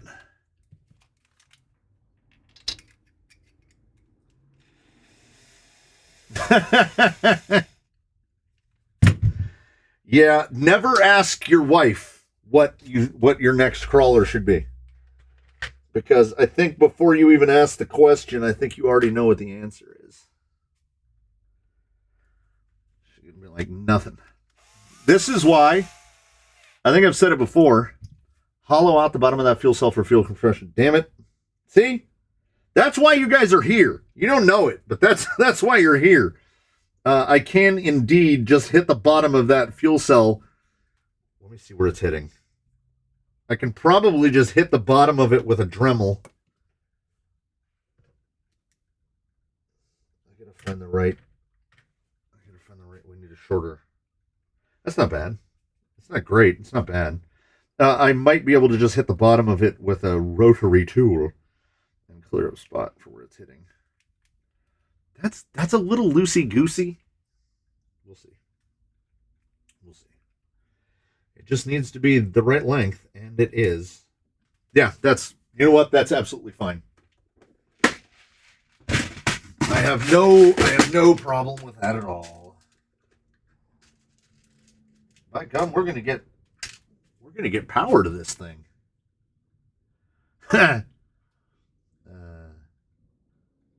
I get away with getting new trucks by letting the wife pick the color. My wife has so little interest in these as a whole that she will point to one and go, "Oh, is that one new?" And it will literally be not new. Like, it will be one that has been here for 2 years. So if a new one showed up, she wouldn't know it from one that's been here, that's always been here.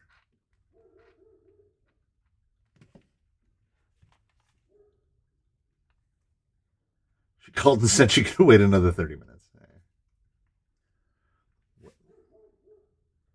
What haven't I done?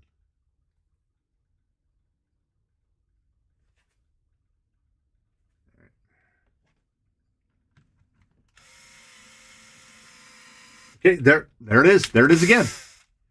Rear drive. The rear went on. Okay, I'm gonna try holding it in my paws. It doesn't like it. Doesn't like it.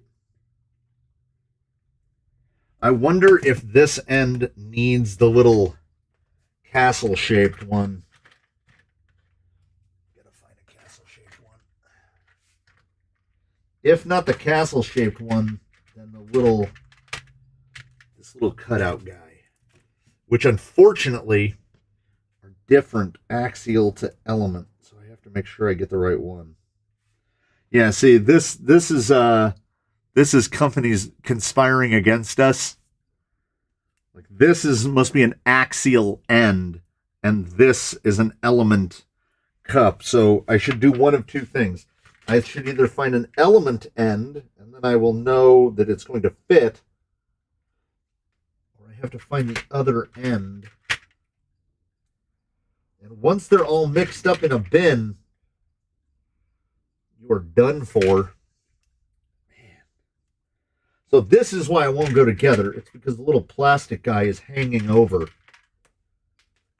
And of course, this one is covered in molybdenum, so now I'm covered in molybdenum. I've now tried like 6 or 7, and none of them fit.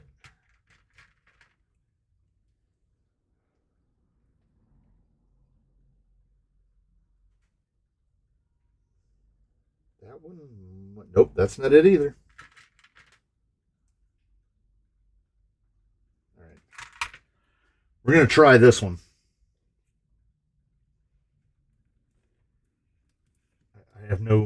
I have zero confidence right now. All right, here we go. Attempt number X. We're in.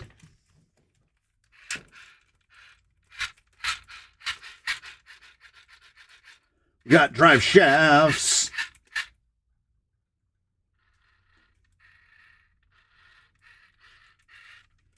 I dyslexified a sentence up above where he said he was trying to sneak a 72 high trail past his wife today.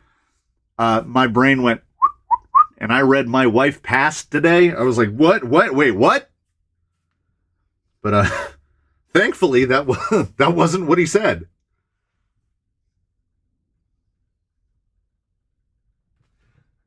Nobody gives a damn about any of the stuff I do out here. That's why I talk to you guys. Yeah, 100%.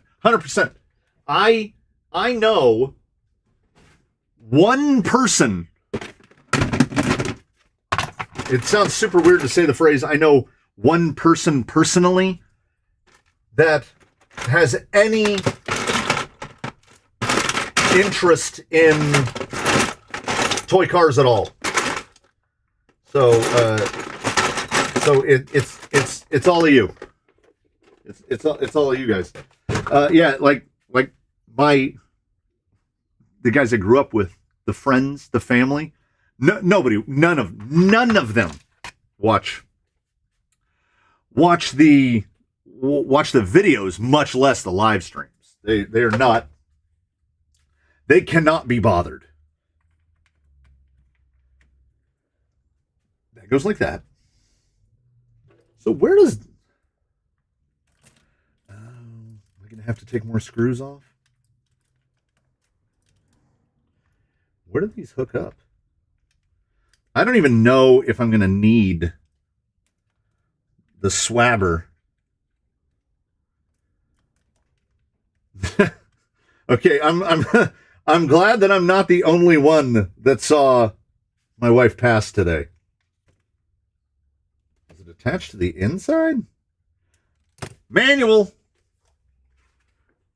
I do hate consulting the manual this much, but I don't know where that thing attaches. Oh wait, where's the step? I think I just missed the step. Don't you element me.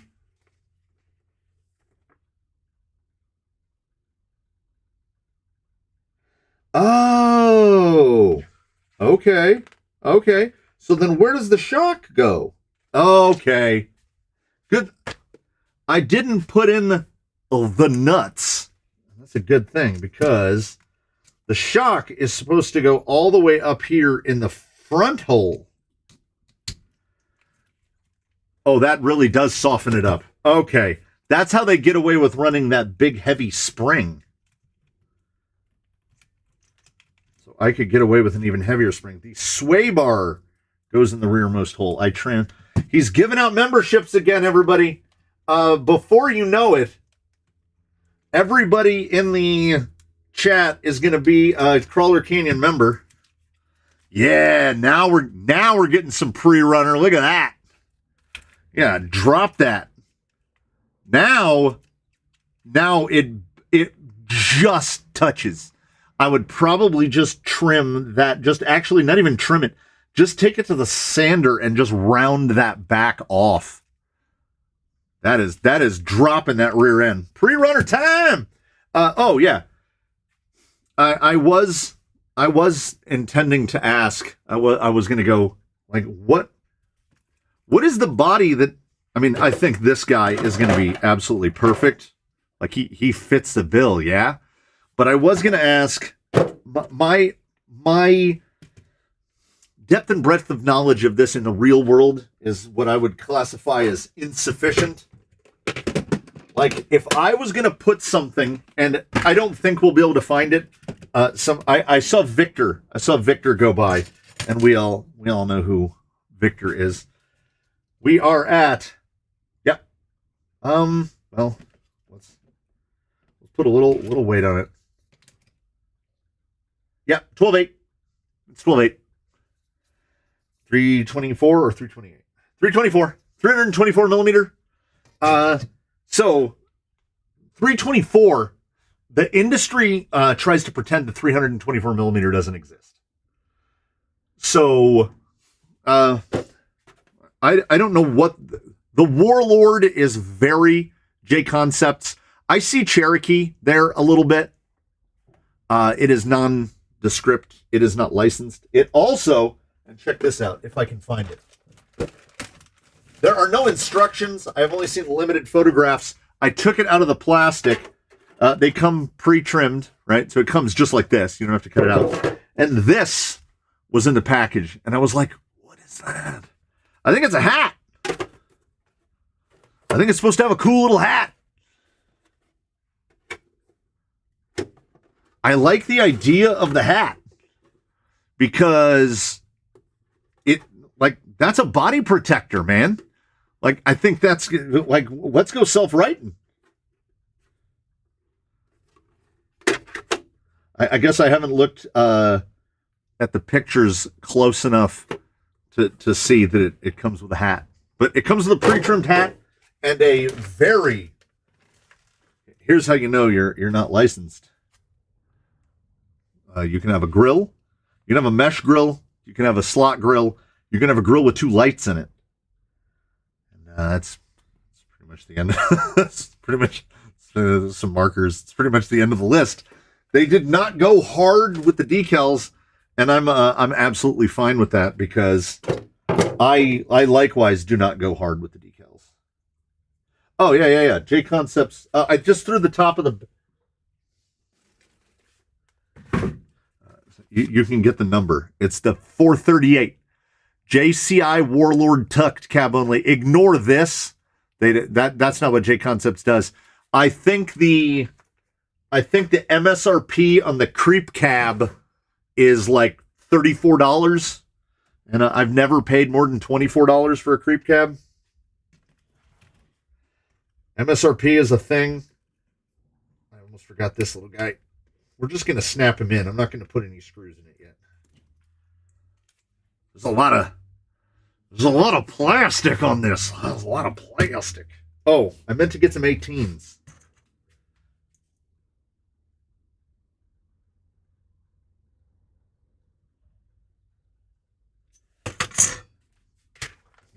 Gatekeeper. Oh, I'm gonna need lock nuts. Trying to find 2 reasonably matching screws. Those will do. All right.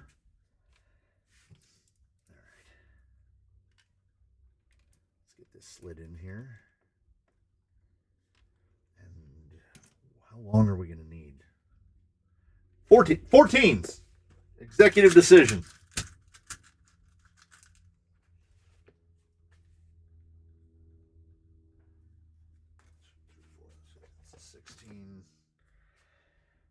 My watch, and I'm not saying that I'm a slave to my watch, but I am beholden to it. My watch is telling me that I need to stand because my heart rate, even though my cardio's shot from not being on the bike for so long, my heart rate variability is very low.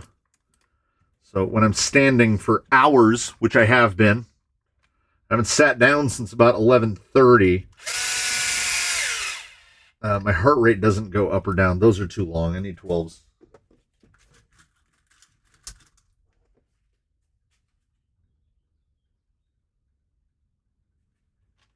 Mr. Rizzo, a body is not a crawler, or more specifically, the body is not the vehicle. Put whatever you want over or under whatever you want. That's my advice.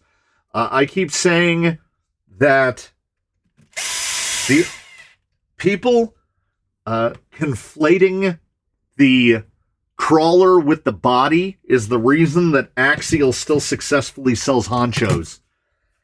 Because if they did, if people would be like, I don't want what's under there just to get what's on top of there, they wouldn't sell any honchos at all. Wait, what is it? May I ask what you're building? It's a pre-runner.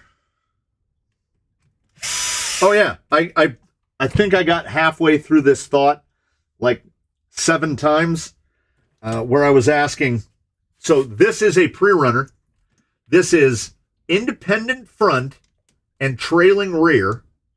Now, the industry, that was where I got sidetracked. The industry wants to pretend that 12.8 wheelbase bodies don't exist. Proline doesn't make anything that isn't 313 anymore. So what would be in full fender, full length, what would be correct? Like, what is a correct body for this? If we were trying to incorporate more scalar by having a body that fits it, what is independent front and trailing rear? Look at that. I mean, that rear end is busy. There's a lot going on back there. Because, as I said, I've been a 2-door car guy. Who was that asked? I need to look back at chat. Someone asked what's going on the back of it. And I don't know. I was kind of going to let the back end of it dictate what goes on the back end of it. And there's so much going on between all the little bits. I don't know that it needs a lot back there. I was afraid someone was going to say Toyota. Yeah, so you like a Toyota pickup? I think RC 4-wheel drive and Proline. Oh, no. You didn't say, I know this truck. I ain't no stranger. Ford Ranger. Yeah, but then you're trying to find a 12.8 Ford Ranger. Nowadays, trying to find a 12.8 anything. I feel like if I was going to attempt full fender, the body would have to be over the tires. I have a couple weird bodies from a company called Camtech in here. A long wheelbase Land Rover pickup and a Bedford CA van. Both are 285. Morgan Clark designs 2 tires and a big effing gas tank. I know that truck. It's a Ford freaking Ranger. I ain't no stranger. Oh, I think the Swabber is going to help. So we have a proper pre-runner. It's 4-wheel drive. This guy is going to sit right like that. And those sides are like the perfect width. If anything, I might take these to the table saw and just trim, I don't know, like a blade's width off of each side. But as much as I curse them and hate them, yeah, okay, forgot to mention the gatekeeper. Here's the problem with the gatekeeper. What they did is they took basically kind of this, only it would be solid axle front as well, and then they took an entire cage and put it over the top of it. So like, that's the one I'm going off of, is the gatekeeper manual. So first we build a whole C-channeled vehicle, and then we put a whole tube cage over it. So it is crazy top heavy. Like, that is not light. It's like the opposite. It is the opposite of a Capra. The Capra is the cage, and then everything attaches to the cage. On the gatekeeper, the cage is just a very heavy body. If you're going to saddle yourself with a very heavy body, put a sweet hard body on it. You know, put a hard body on this. It would look sick. I mean, mine's getting this body, which is going to weigh 4 ounces. But oh, was there? I am being irresponsible with the fasteners. Was there anyone that said, what servo I should put in? Yeah, gatekeeper and ecto are the same. It's just the body. Yeah. I told people this at the time when they were both still readily available. Don't buy a ecto. Don't. Buy a gatekeeper kit and put an ecto body on it. It will cost $140 less than buying an RTR ecto. And with that $140, you can get an RC4 and a Fusion and a servo and have it outfitted. Yeah, when those gatekeeper kits, my one gatekeeper kit, it was $219 on sale for the kit, which comes with the factory team shocks and everything. And then I had A-main points, and there was a coupon. Element would still take coupons at the time, and that thing was $189 out the door after tax and everything. I'm probably never going to see a deal that good on anything RC. Gatekeeper kit for $189 out the door is unthinkable. So when I had to change out probably these have never been outside. When I had to change these out, I'm not really worried about the eating the cost of that, because I basically didn't pay for them. So I believe someone said RS400. This isn't really an application. I'm reticent to put in the RS400 because this is certainly not an application that 100% requires a low profile servo. This boy is also not going to be remarkably light. Let's see about where we're, what are we tipping? What are we tipping for just running gear? I used to have a box, a little box that I could set things on. I can't find the box. Oh, maybe. Oh, here we go. Let's, will this fit on the scale? Oh, it's a perfect, because we're in pounds. Okay, that's way lighter than I thought. In the hand, that's 3 pounds. It's 3.1 pounds, and all that we're missing is servo, battery, body, wheels, and tires. Now, wheels and tires, I have learned not to look at in the overall weight of the vehicle, because if it's this set, and these have the other set of non-Injoras, so these are silicones in here, so they are heavier than foam or 3D. Yeah, 5.1. So we're very close to kilo of wheelos on that. We would be running our usual 3S, and then we'll be running this body, and that's RTR. A couple, give or take a couple of ounces. We're at 5.6. I'm very, servo. 5.8. Yeah, honestly, that could be a little heavier and still be successful, because the inserts are going to be a little over stiff. This guy should be on like Injora greens. And I don't think. Well, I mean, I can just cut these down. I have the pink ones still not installed. I can just cut these. I can cut these pinks and get them down softer. But I'm talking about cutting it, and I haven't even taken it outside yet. 15% on A-main. Oh. That was just called Eduardo for no reason and working. Okay, not bad. Hey, Eduardo. All right, let me look at the bin. We'll take one more gander at the bin. And we'll see. Is there anything else in here?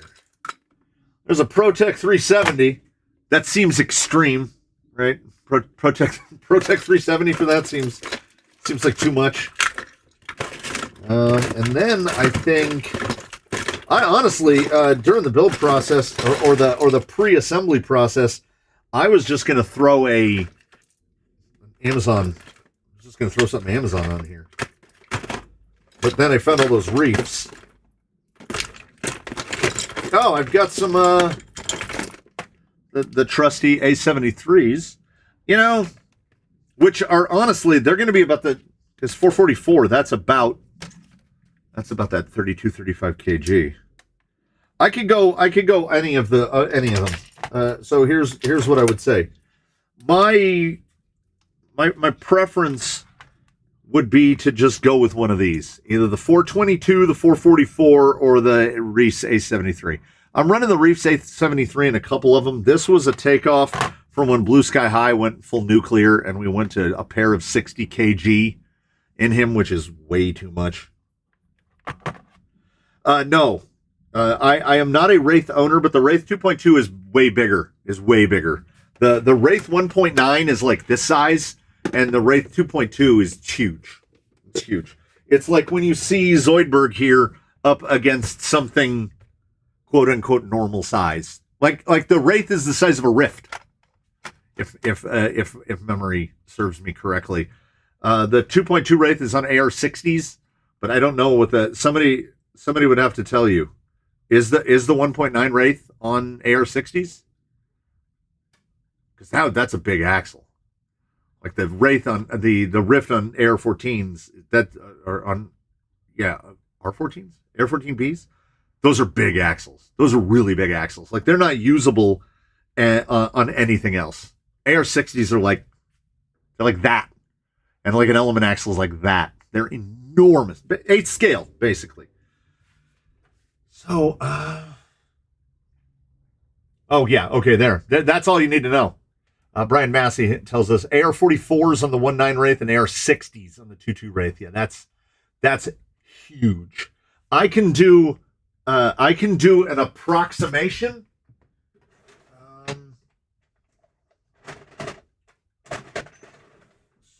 So axle parts.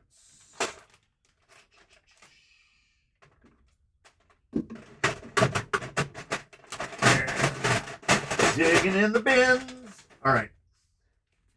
Here is an AR44 rear housing, and here is a Rift axle housing. So an inch, just over an inch. But then, like this is a rear, so the stubs would just be right here. This would still have the knuckles. So you're talking like, yeah, AR60s are near enough to a foot. Yeah, this axle from kingpin to kingpin is 205 millimeters. This axle from end of axle stub to end of axle stub is 210 millimeters. So, RC family's going to bed. Oh, that's right. UK. So 11 o'clock. It's late. It's late over there. I know that. I don't know how late it is, but I know it's late. Yeah, Aaron, it's the one thing that I don't. It's the one thing that I don't have. I don't have an AR60 based thing. I don't know if I'm missing out. I don't know if I should have FOMO about it. I just know that I don't have one. The Rift I mean, the RB14, that's what they're called, RB14s. The Rift axle is right up there with the AR60, but I don't actually have a specific AR60. All right. I have opted to just go for this guy. And I think the best way to do this would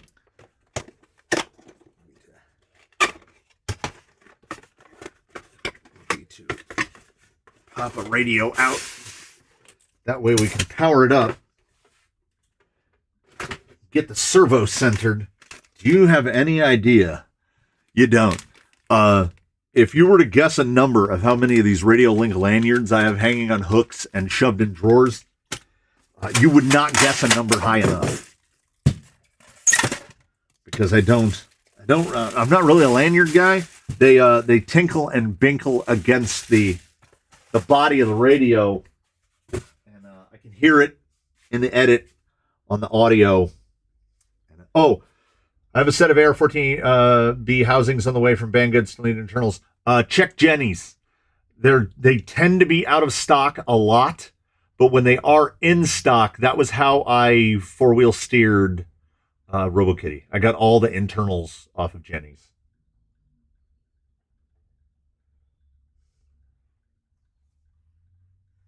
My Class 3 four-wheel steer AR-60s cut and shuts, narrowed as far as possible, down to 11 inches.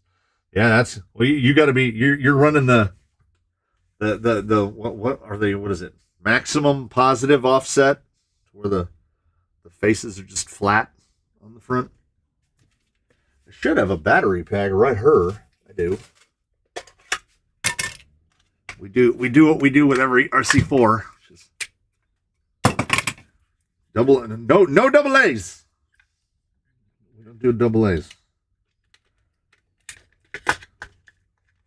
Know if this one's charged. I hope it is. I just saw a piece of foam. Did anybody else see a piece of foam? I knew I saw a piece of foam. Let me get this slapped together. How charged is this battery? Full.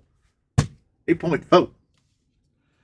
Would a Traxxas 52 spur be too much for the sport gearbox? I don't think it'll fit. Now, if you were doing a Injora chassis, well, let me look. Does Crunk say that a 52 would fit? I mean, maybe. It looks like there might be enough room under the 45 there to get to a 50 or a 52. Maybe. The problem is that the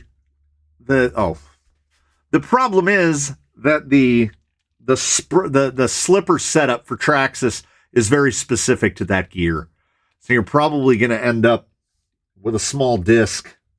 Is a 13 tooth pinion small for the TRX4? No, I would consider a 13 tooth pinion big for a TRX4. The biggest pinion gear I'm running in a TRX4 is in Jolly Green. He's running a 12. And that's because he has a 5mm bore pinion because he's running that giant Hobbywing 30 Axe V2 3300. So you can get an 11-tooth 5mm bore, but it's wafer thin. Most of the TRX4 gearboxes around here are either running 9s or 10s. And you tend to have to kind of KV down because the TRX4, all of the gear reduction comes from the portals. There's very little gear reduction in the gearbox. So that's why if you're doing a custom build, like if you're doing something like this, if you take a Stealth XF, which is about the minimum acceptable level of gear reduction once you get to the 3.7 of the axles, and you put TRX4 axles on it, oh, baby, you're like 80-1 reduction. I had gotten in the Tranquish an Amazon dig box paired to TRX4 axles. He was running something like a 56-tooth 32-pitch spur and like a 12-tooth pinion. He had a 96-1 final drive ratio. It's all the mechanical action, all the mechanical advantage in the world. Yeah, if memory serves, the The 2-speeds, like the Defenders and all of the other guys, come with a 45-tooth spur and an 11-tooth pinion, so they run 1145. The Sport comes with the most inexplicable gearing. It has like a 16 or a 17-tooth pinion with a 39-tooth spur. It's not fast enough to go fast, and it's far too fast to crawl. If you were only to do one modification to a TRX4 Sport, it would be to take out the 39-tooth spur and put in a 45. Well, and change the pinion. So change the pinion and the spur, because they're just, I don't know who thought up that gearing. Yeah, 10-tooth with an 1800. That sounds right.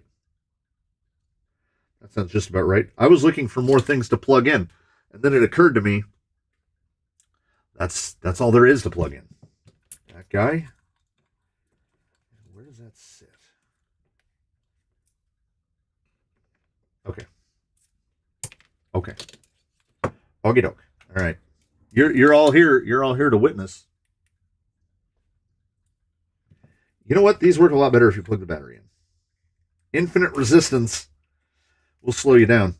I have not figured out where we're going to put the battery in this thing, though. When I set it down right there, that really does just nestle. That just sits right in there. I might have to just put a Dremel a slot and put a Velcro strap through the skirt. Let's untangle a little bit so that we will be able to mount the servo. Okay.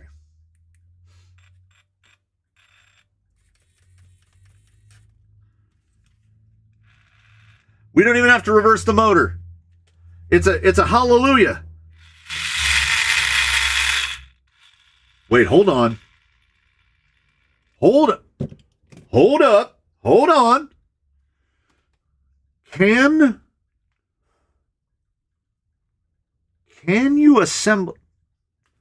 Okay, I'm trying to figure something out here. Somebody needs to help me. Are element axle housings not handed? Like, can you flip the pinion in an element axle? Or, I'm sorry, flip the ring so that it goes in, because front axle is turning forward, the rear axle is turning backward. How did I do that? When I built Ghost Rover's axles, had I flipped it? Had I flipped his ring gear? I thought that I didn't think you could do that. I thought that the toothing was specific, that it would only rotate one direction.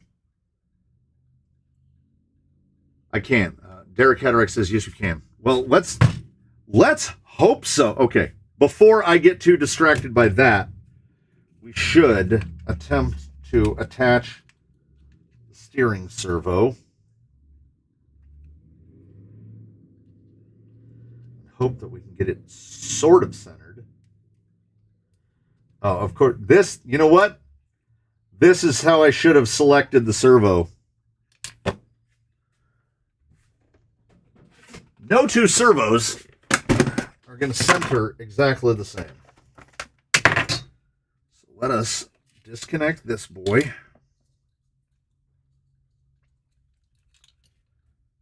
No, the gearbox absolutely does not do the flipping.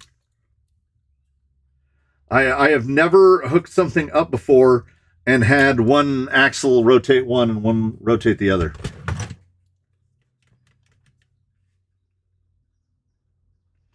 That's channel 3. There we go.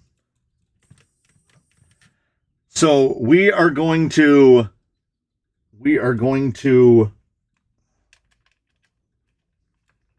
go with whatever servo is straightest, because the AGFRC is off by a full spline. Oh, that's dead center. It has been it is chosen. The divine wishing stone has chosen. The servo will be the Reefs 444, because I don't have to use sub trim. And that is how we do that.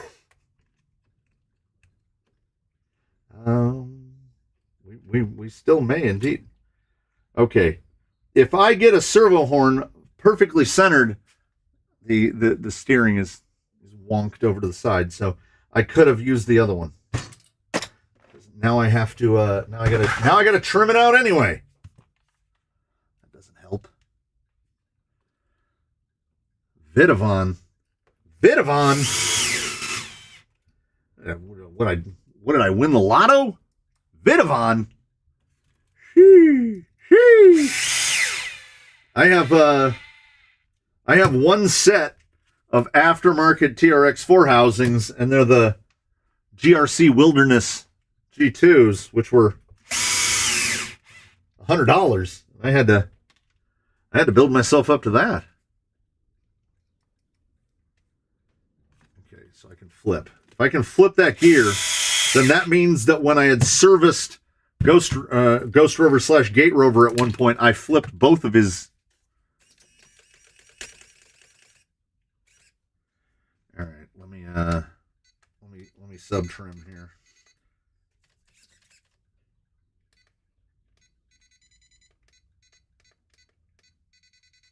Nope, other way. Should really be doing that on the ground. That's really fast.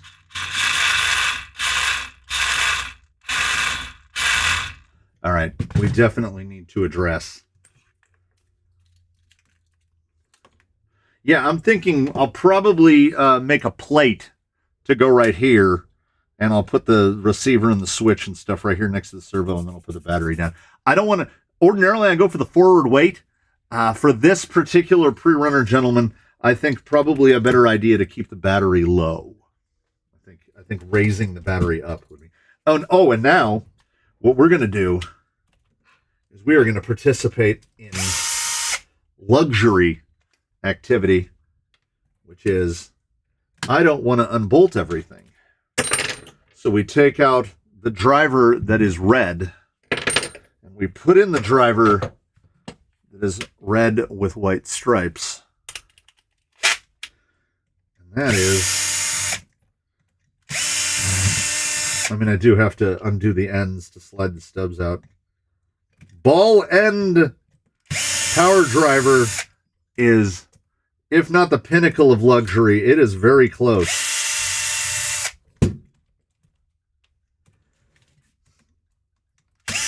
I just re-greased this, and it's gonna be a nightmare to pull that. Oh no! No, man. I'm gonna try to. It'll be fine. It'll be fine. We'll put a little dab of glue on there.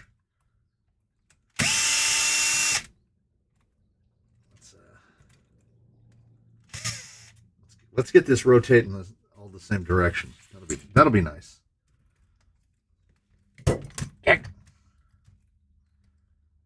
Because he's gonna move. He's gonna move under his own power. That is the thing. And then I will get to do all of the little fabricating bits in which I mount the electronics and find a way to attach the battery, etc. Okay, we pull those out a little bit. We go. Oh, it's very greasy in there. It's very greasy.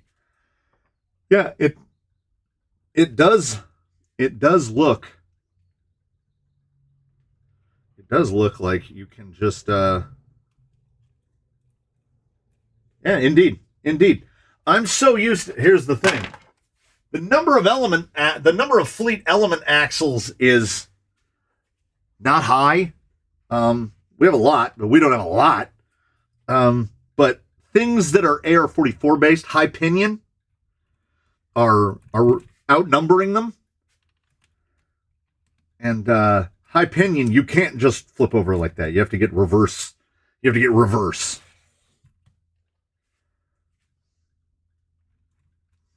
I do wish those stickers were on the right sides. You just want a small phone. Yeah. Mr. Cataract. Ordinarily, that is my approach, but I feel like,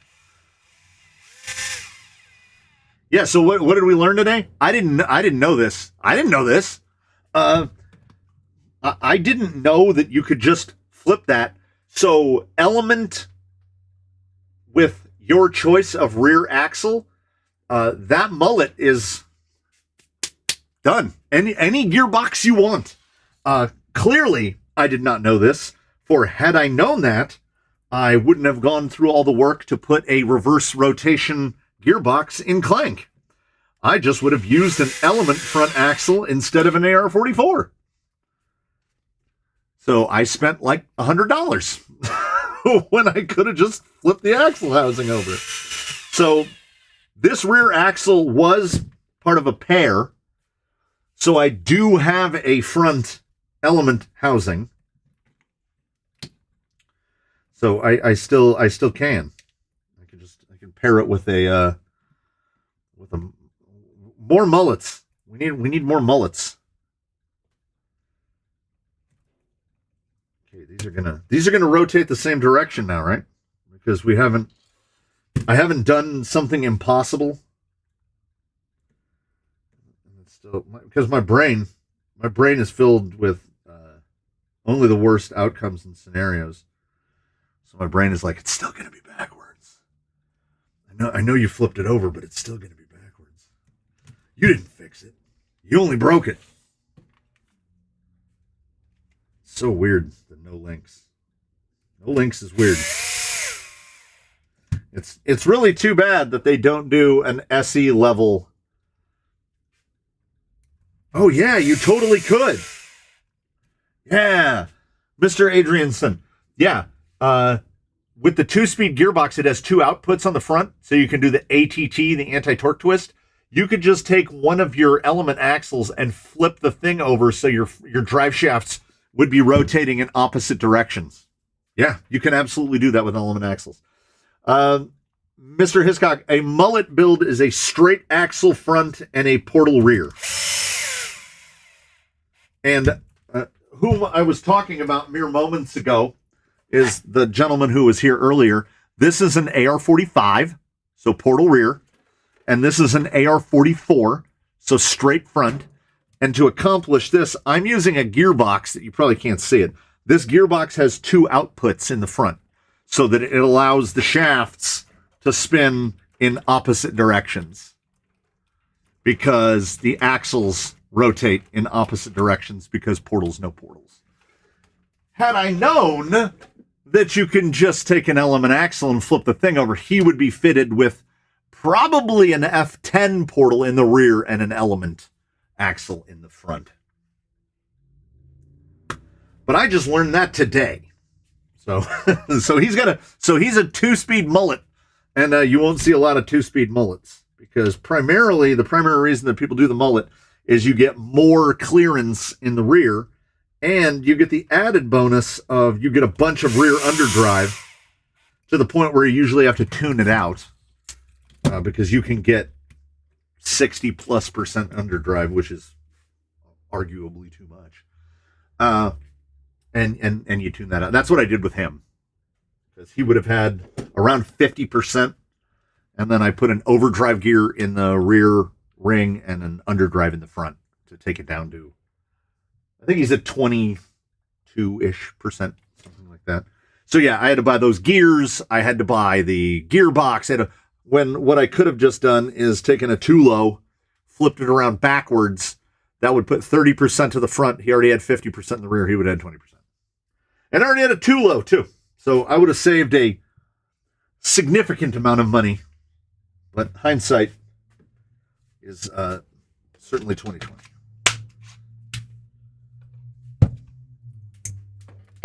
I knew it came from the workbench. Oh, I'm dropping spacers. All right. Let's slap a tire on it. And tires, we will be determined by performance. We have, in no particular order, these guys, Canyon Trails, Pro Comps, Ruptures, Deep Woods, Holds, Swamp Claws, several choices in 2.2s, Tusks, Hunks, 100% overdrive. Isn't 100% front overdrive just called two-wheel drive? Well, this thing is going to be... That can't be right. That looks really skinny. Like proper skinny.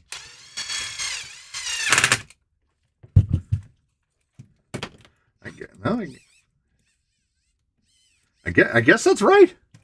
I guess that's right. It was not documented because I was busily working on stuff at the time. I mentioned in the installment of it, but when I converted Zoidberg used to have all the tools. He used to have four-wheel steer and dig, and I realized you really only need one or the other. Because if you have four-wheel steer, you don't use dig, and if you have dig, you kind of don't need four-wheel steer. So I made the decision, the executive decision, to replace his gearbox with a Tulo. Not remembering on any level that I had fitted him with the wild overdrive gears in the front, which are 36% front overdrive. So he had 36% front overdrive, and then we added 30% rear underdrive. So he had a 66% split. The crazy part about that is it was pretty good. Like, it was drivable. In some situations, you could definitely tell that it was too much. Here's how you know the swabber is working. This is not... Do I have something flat? This is how you know the sway bar is working. Because that should just be sitting on the ground. I should probably also reinstall that drive shaft. This is a skinny boy. This is a skinny boy. And I feel like those... Oh, man. That does feel good. Oh, his suspension feels great. The absolute lack of ability to do that really feels odd.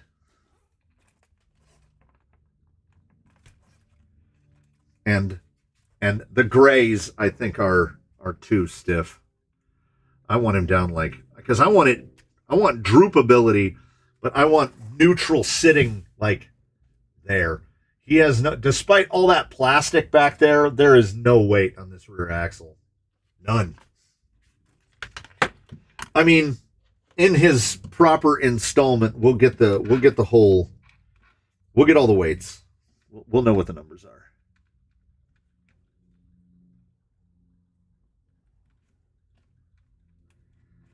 Now, for near the moment of truth, do the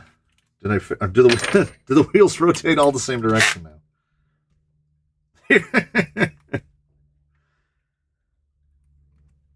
I want these flat irons to work so much that it's almost obsessive. They are my favorite looking Proline tire. They might not be the best performing, but I don't care. Put this guy right here so we can have this aimed back. How about let's not have the switch dangle down into the rear drive shaft? That sounds like a great idea. Let's move a little bit of stuff out of the way. And Mr. Cataract, yes, these are indeed some sexy wheels. Splash anodized. I mean, I'm a sucker for oil slick and splash anodization. That's the 90s in me. That was the paintball era of my life. And man, splash ano got big. Oh man. I think those are the rod ends I need on the shocks in the back, because I think the cup is actually bottoming out. It might not be. It might be. It might not be. I don't know. Let us see what we hath wrought The mess coefficient is reasonably high. I think it was bigger. Oh, it was certainly bigger last week. The Cross HC6. The body is the J Concepts Warlord. And it is going to sit. Come on. Wait. Nope. It's going to sit like right about like that. Yeah. It's going to be good.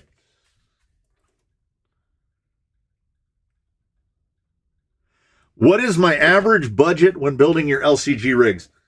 I would say no matter what it is, you're looking at, I'm a little verklempt. I would say you're looking at about $500. That's where it's going to come out.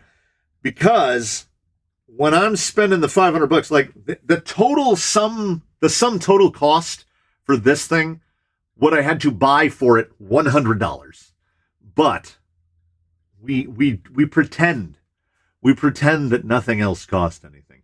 Yeah, $500 is about that's what I just call a build. I have certain basic elements thought of in that build. You can save a little bit of money. If you're mounting a tire like this, you're going to save some money.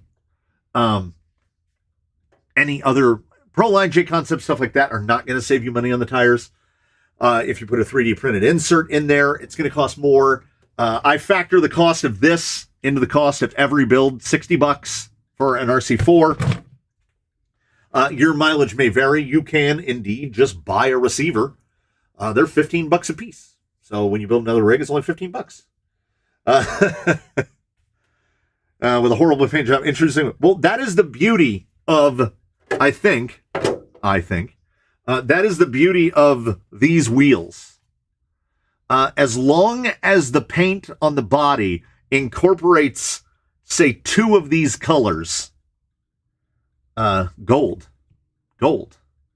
As long as there's some gold in the body, or black, or red, or gold and red, or red and black, or red and gold, they all work together. And these are the wheels that I want to work with. Yeah, when you own a wrecking yard, building vehicles is cheaper. Yeah, look, listen. I don't want to say that I resemble that remark.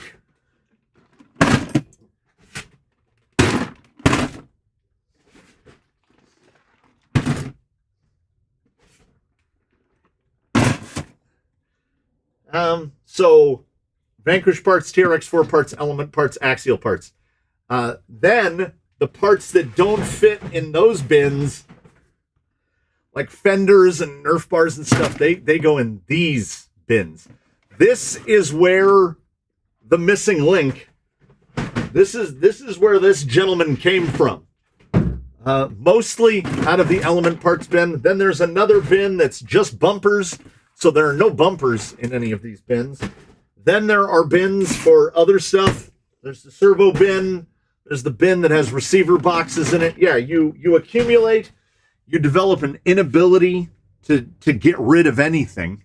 And then you do stuff like this. You put all the pieces together, and then a crawler comes out of it, and you are fully cognizant of the fact that you have nowhere to put it. But that is one of my plans for next week. I'm going down to the Lowe's. I'm making the order for home delivery. I'm getting 2 sheets of 3/4 inch plywood. I have scoped out enough storage space for 16 vehicles in the building. This building is going to be more RC cars than it is building. And I'm going to do it. I'm going to build those. I'm also getting more posts to put up 2. I have 2 boxes of lights. We will be putting up 2 boxes of lights out on the course. I have almost all the material. I will be ordering a pump, a big pump, like 1,000 gallon or a 1,200 gallon to run the waterfall that will be going in. That is a spring, early summer project. If that takes 3 or 4 months to complete, so be it. Because I am but a man. And sometimes I would rather sit in a chair and play Helldivers. So, okay, first move is in reverse. Yeah, that's 18%.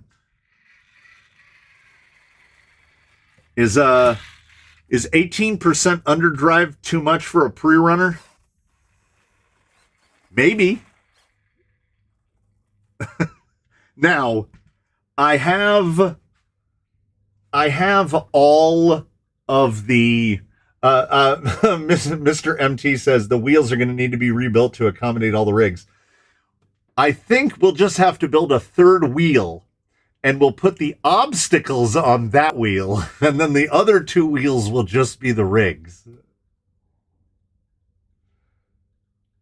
Is the waterfall? Yes, absolutely. The waterfall is absolutely going to be a canyon obstacle. And my goal is to have where the water finally, so the water is going to come down like a stream, and where the water actually falls into the pond, I want you to be able to drive behind it, because the backside of water, you know, if you have the ability to see the backside of water, you want to do it.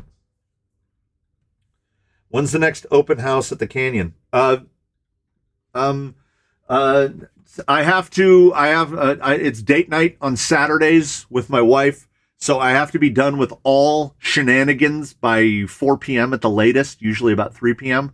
So Saturdays are tough, but every other day of the week, if you give me 24 hours of notice, every day is open house at the canyon. If you want to show up and you want to drive here, that's what I built it for. I tell people this, and it's only a tiny little bit of a joke. Most of it is serious. I feel less insane when people come over and drive their toy cars at my house, because otherwise I moved over 70 tons of concrete for myself, and that seems crazy. And that doesn't count the dirt, that doesn't count the gravel, that doesn't count the stuff that has been brought in from Lowe's. And I think I have bought 4 pallets of a combination of concrete and mortar. So my investment in there, can we rent your rigs? If you want to drive it here, just say, hey, can I try that one? And we'll put a battery in it. Like, unless you're an absolute hoon and you spear it into a fence at top speed and something that looks intentional, I don't think people are going to hurt them. Sometimes I break them, sometimes I don't. Some vehicles go... There's a vast number of vehicles here in the fleet that have never broken a single part, nothing. And then, you know, Baseline uses things to the point where those parts have worn out. So it's a whole different thing. But I can't wait. So I'm going to make every effort to get this thing buttoned up. I have to figure out what we're going to do for body mounts. And I think I just saw it. I use, you know, I'm a huge fan of the 1 1/8 aluminum angle. I'm going to cut 2 pieces of aluminum angle. I am going to put them right in between these things, right here, in between these little 2 tubey boys. They will come out to the side. I'm going to trim this down on the table saw so that it is just in past these holes. I am going to use those very holes to attach that piece of angle. I'm going to put Velcro on that. I am going to put Velcro on here. And then if this thing sits high enough, and I genuinely believe that it does, let's grab this right here. I have to move some pieces around. Okay. Does this line up? That does indeed line up. Let us see if the height looks right. There it is. But it will be forward to right there. Yep. There it is right there. So yeah, some trimming on the side pieces.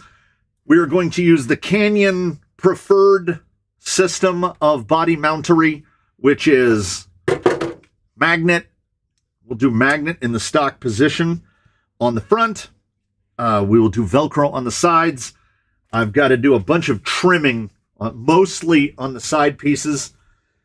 Oh man, now I wish I wish that I wish I had another set of front fenders. I bet I could put a pair of SE fenders on here and trim them down to match the tuck.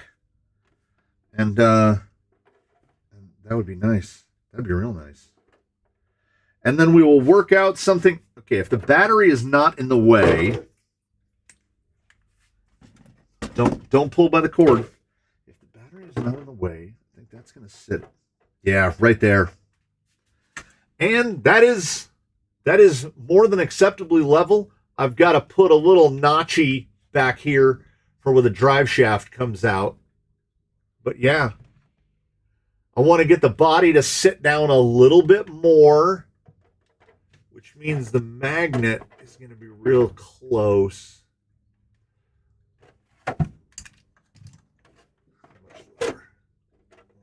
We'll have to go. We'll go by flex. Yeah, I can come down a little bit more. I might be able to trim that magnet, the base, make a little different mount for it. I want to get the body down a little bit, and then we will get some wheeling footage of it. How many baseballs can you hold in one hand with these measurements you're sporting? I don't know. I wish I had a dollar bill here so that I could do it for scale. But like, see here, the problem I have is that like things like this, like I remember going to a shooting range with a buddy of mine years ago, and one of the guys there had one of the SIGs that was a 45, and it had a double stack magazine. And he had said that he regretted buying it because nobody can hold on to that grip because a double stack 45 is huge. And I was like, what, like this? And he was like, you are not a human. And that was one of the most comfortable to shoot guns I've ever shot. It had such a nice grip. It's the thumbs. It's the weird thumbs. Someone just commented on a video that I have the biggest thumbs they'd ever seen. My kids got my kids go. Oh, that's daunting. My kids got my thumbs too, which is I don't know if that's good or bad. They're stuck with them though. Am I doing that? Who's making the? How is the thumb thing coming up? I don't understand how YouTube works, and I never ever will. We made it. Did we build it? We built it. I feel like we built it. I'm gonna have to. I hate. Pardon me, sir. I hate these. I hate that light gray that they've gone to on the SEs, but they are literally the only link mounts I have. It's unfortunate, and you can see by the angle of that link. See how they just splay out a little. I don't know if that was intended or if Element should have made a new piece so that they could get those in a straighter line. The suspension feels amazing on those grays. It sits a little hijacker, skyjacker high in the rear, and I mean more than a little. It's got genuine rake to it, but that might be okay, because the first thing we're going to try to do is crawl this thing. We're going to see what it looks like in terms of top speed. But I want to make it crawl rocks, but I also want it to be able to, and here's the dream. It's got independent front suspension. I want to see this thing crawl a rock almost as much as I want to see it make a turn at speed without just rolling like a tumbleweed, which is what most live axle objects do the first time you go hard into a corner.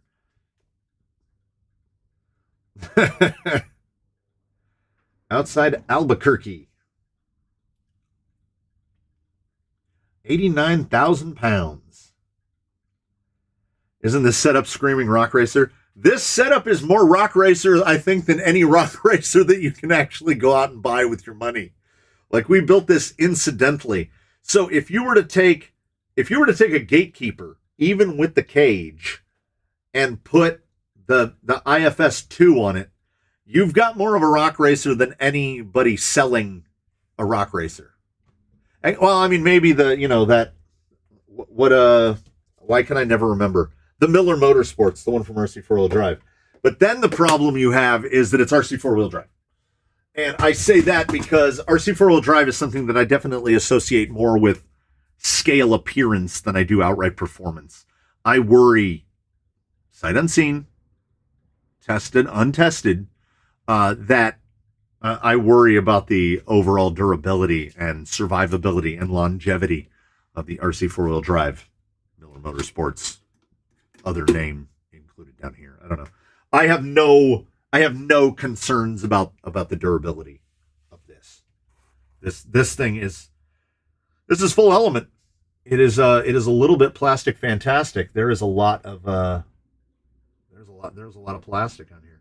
And at this narrowness, so this is a 475, and if we were going to go any bigger in diameter on the tire, we would definitely have to look at, I mean, is it me? Does it just look that narrow? It's 9 inches. It's 230 wide. That is a skinny boy. That is a skinny boy. Now I can just change hubs and go out if I want to go out a little. Okay, it's 235 in the rear. These are all the same hub. So yeah, it's definitely 230 in the front. It's a little bit wider in the back, which is usually not our goal. Narrow in the front, wider in the back, not the goal. How wide is the sway bar? How wide is your chassis? An Element chassis is 70, call it 70. This guy does have 2 little shims, but the brackets also mount to the outsides of the chassis. So if your chassis is about 72 millimeters wide, you should be fine. And yeah, it's a really nice sway bar, and you can see it and feel it working. So I am not a sway bar guy in terms of rock crawlers, but question: why do people like to have a wider front and narrower back? Gates, competition gates. You have a lot more control over the front of the vehicle. So when you're passing the nose through the gate, it's a lot easier to get through. And then if your rear is narrower, it's easier to get the rear through, because more often than not, you have to be navigating through gates. It's very rarely that you just get to go straight through it. So narrow in the rear, but generally only about 10 or 15 millimeters narrower in the rear. So I put his tires together. Speaking of wider and narrower, if we want to talk something opposite spectrum of the missing link here, I put the wheels and tires together for Zorana. So these are the oil slicks in there. The camera doesn't really show how dazzlingly beautiful they are. And because he's got the big Vanquish weights in the front, I've got to run a 12 millimeter hub in the front. You can kind of see it if you look right there. I got to run a 12 millimeter hub in the front, and I'm running 6 millimeter hubs in the rear. So he is 12 millimeters narrower, half an inch. He's half an inch narrower in the rear than he is in the front. This is a lot of stuff poured in here. We're going to test this out with the Jeep body. This is Amazon sourced. Kind of the most money I've spent on a bumper. Who Crawler on Amazon is selling this bumper for about $40, and it's titanium. It doesn't have the best. The welds are not the cleanest thing I've ever seen. They're better than I could do, and they're titanium. This bumper weighs 2 ounces. So in an effort to not add sprung weight for the CJ build, well, we're trying a titanium, but which has to be trimmed. We definitely got to crop that. We definitely got to crop that bumper down a little bit. So I'm going to make the white sparks when I cut the titanium. I had initially thought about putting it on Argentum, but it just fits. It's going to fit perfectly on here. This guy is getting.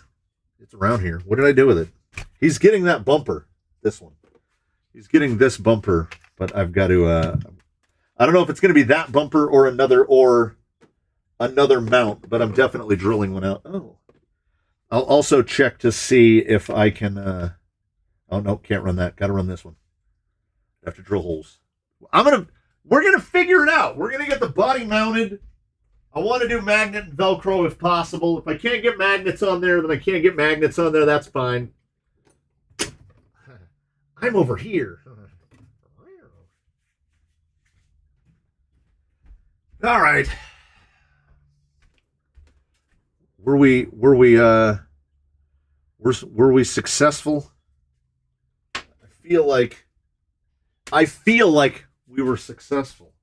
I do like building a thing. And we have built a thing. And not only is this thing built, but I think this thing is built. It's almost built. We're working. So first trip is to the table saw. Table saw and then the drill press. We might end up having to do. We might have to end up 2 holes in the hood. That might be what it's going to come down to. Because if I do 2 really shorty body mounts, I shouldn't even have to run pins in them. Like I can use these little Vanquish, these little boops. I'll just pop these in there. And then I'll just drill the 2 holes. And of course, in the divine wisdom of the people that make these things, the holes line up perfectly with the ribs on the hood. So we have all of the body mounts that came out of the base camp kit.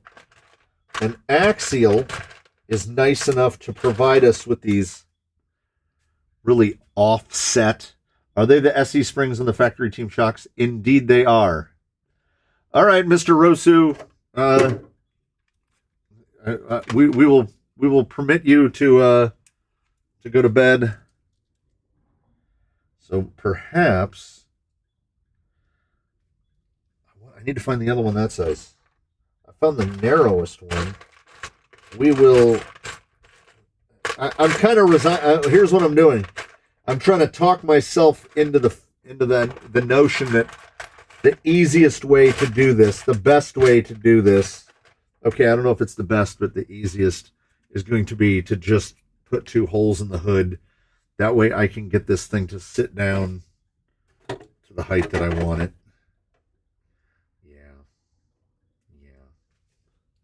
And I will just use these little axial offset pins. They make the Warlord in full. So you can get, there's a full Warlord and then there's the tucked cab. I don't know if there are any other versions of the Warlord. I have regretfully not been keeping close enough tabs. There it is. I've not been keeping close enough tabs. Oh no, these go this way. Does that work? No. I've not been keeping close enough tabs on the new releases from J Concepts. I didn't even know this was out. And one of the gentlemen said, I'm sending you something, and then this showed up, and I didn't even know that it was. I didn't know it was out yet. I had seen that it's in lead. Okay, we'll go from the top. Go holes in the hood. Yes. Yeah.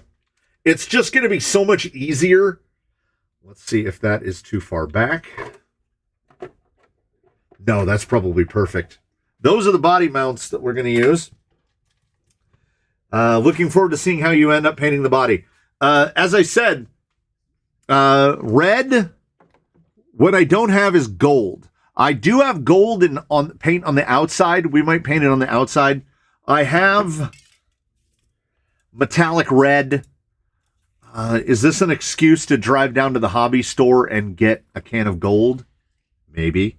I would like it to be red, gold, and black. I would like to try to do some spatter on it. I want to go full 90s on this guy, but we'll see.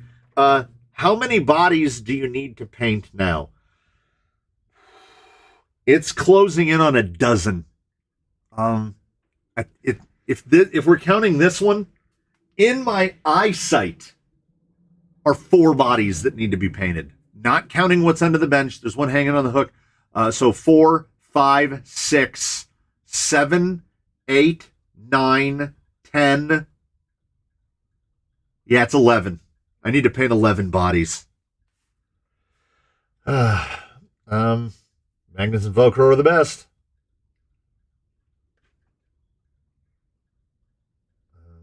No super comp trim it.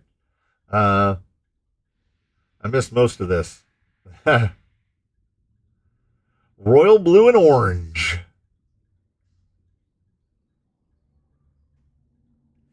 I mean, and then there's also, oh, wait, we might just have it. I didn't even notice it. Okay. I'm gonna go, there's where we're going. We're gonna go metallic red and black. And here's why. I just had an overwhelming inspiration, which is, if at any point I change my mind and I decide to change the wheels, if it's red and black, it will look great. Well, I have a set of, I got these Injoras right here in the package. Those look nice on there. And they're silver. They'd go with red and black. What's in the what's not being used in the beadlock drawer? Set of orange, set of chrome, set of gold, set of gunmetal. The bronze would not work. Well, I don't know. Would bronze not work? No, bronze would work. Yeah. Red and black go with everything. You can put some white wheels on there and it'd still look good. So, yeah. The decision has been made because no decisions have been made. Red and black sounds good. Now, what the scheme, and I think here's why. It came from the Workbench 22, was red and black. And we don't really, I don't know if you've noticed, but go through your mental database of rigs in the fleet. Nobody's red. Diablo's as close as we get, and he's weathered burgundy.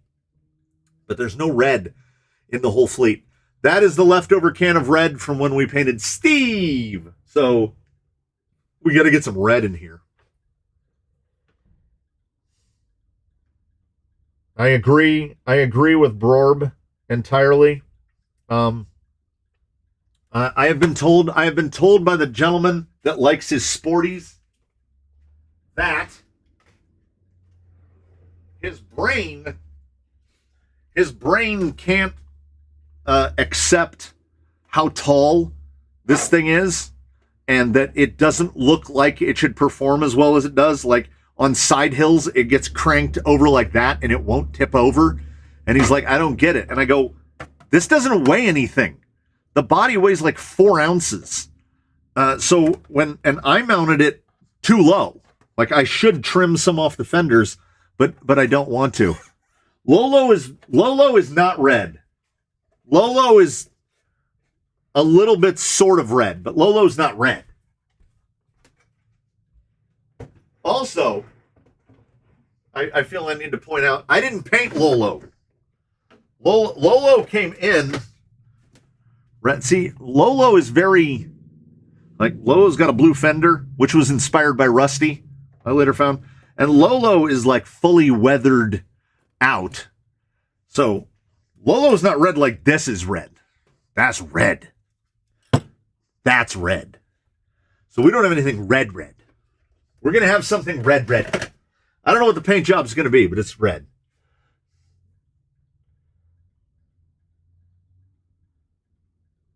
I have seen the hat on top of a chassis. I have seen Proline cliffhanger bodies cut up to here.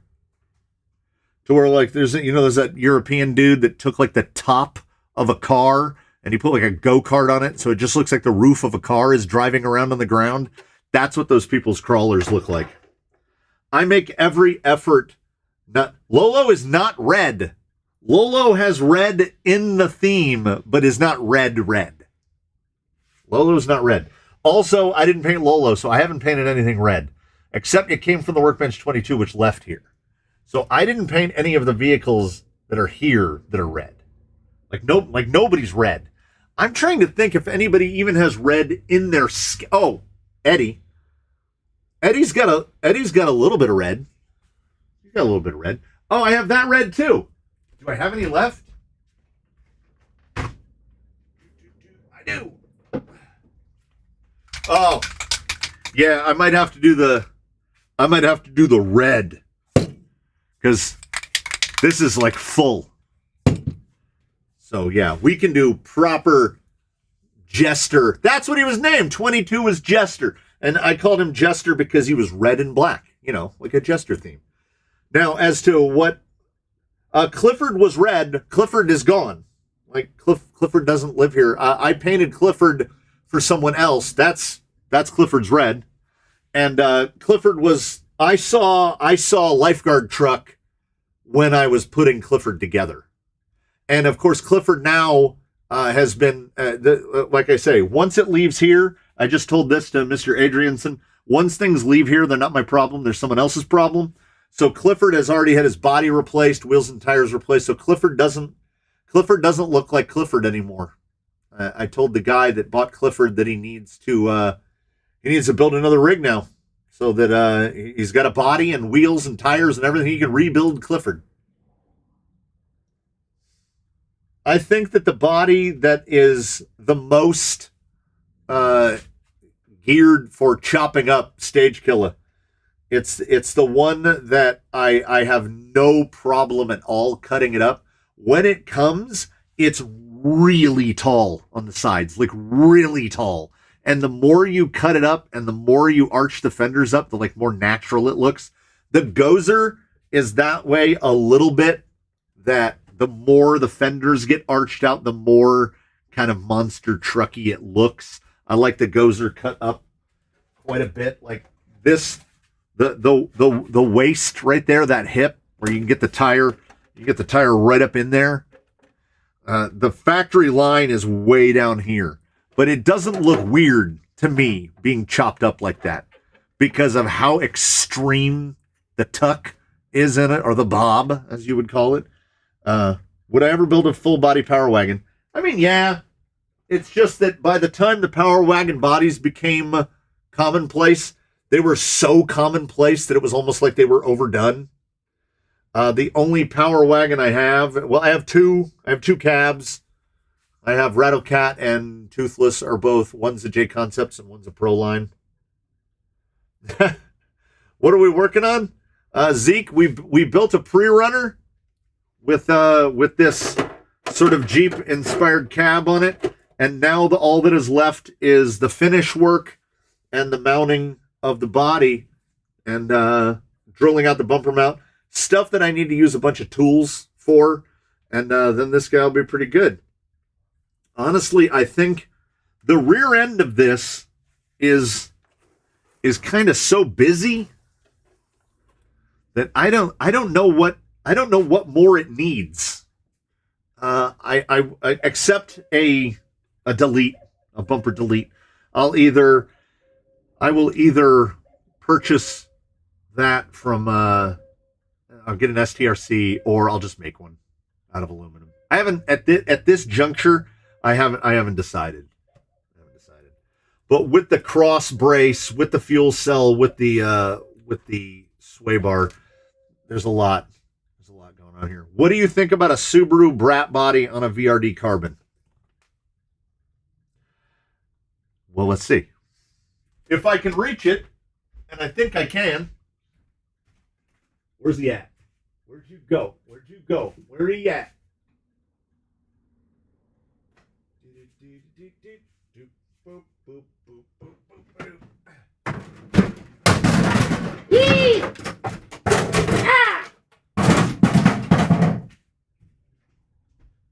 All right, I think these body mounts are going to be a little too tall, but we can get a reasonably close approximation.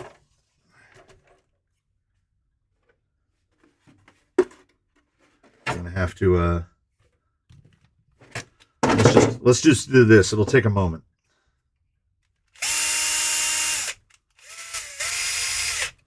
Yeah, it's like 2 seconds.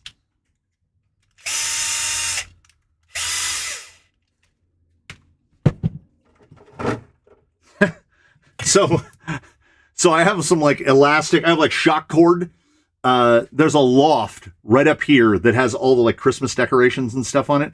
So it has open what would be floor joists, which are rafters, joist/rafters. I have shock cord between them, and I just have the bodies suspended. That's why they're super dusty on the inside. So they're hanging up in there like that. And when I grabbed this guy, like 5 bodies just came tumbling down. Yeah, you could get... Damn it.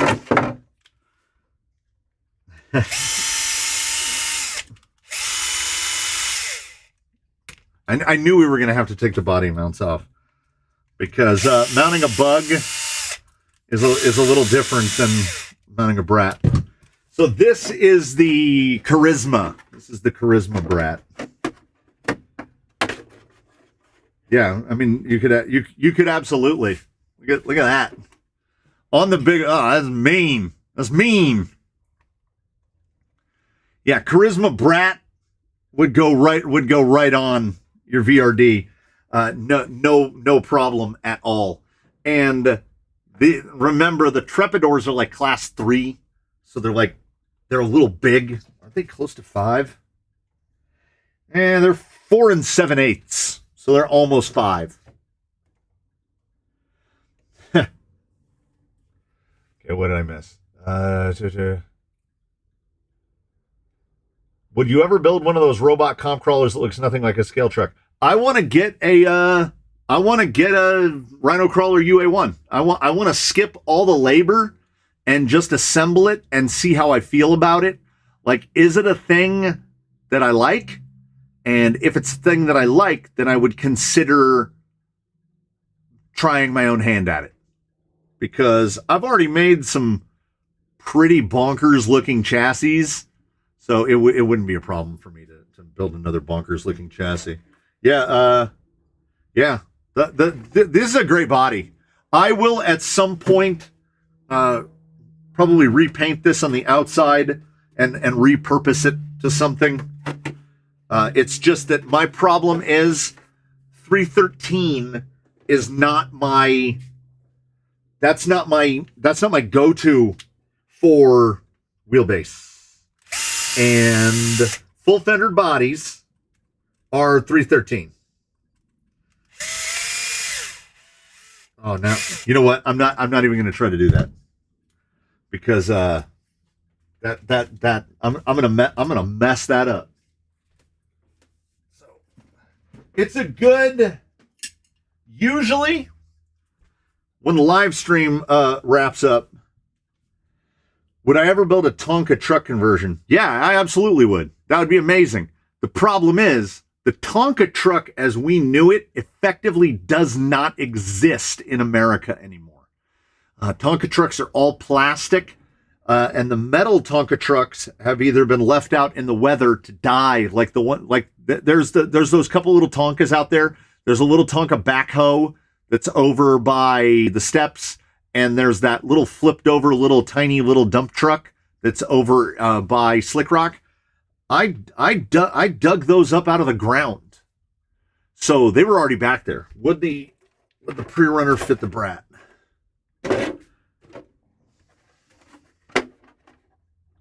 I mean, it's close.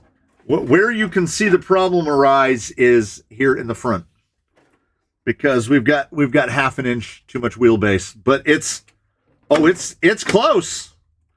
It's real close. I think you'd get some interference in the front if you cut up into the flares a little bit.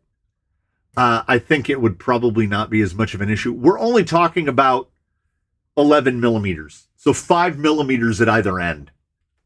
So if you centered it up enough, it's sitting down so low that the magnets had adhered to the chassis. But yeah, you can get away with a 313 on the 324. It's just you're going to have to, optimally, you're going to want to center the rear a little bit better. And it's going to push the front tires forward perhaps too much. It really depends. Like, see, if that's centered in the rear, these are well far forward. But that really only binds right like there. It's not going to be too bad. You can.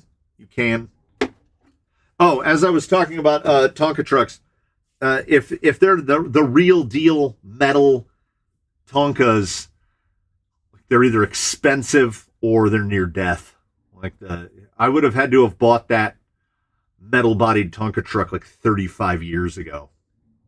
I don't know if anybody makes a Tesla body. I know there's a guy I've seen on Instagram that has a Cybertruck, but I assume that they made it. I mean, the Cybertruck wouldn't be difficult to make.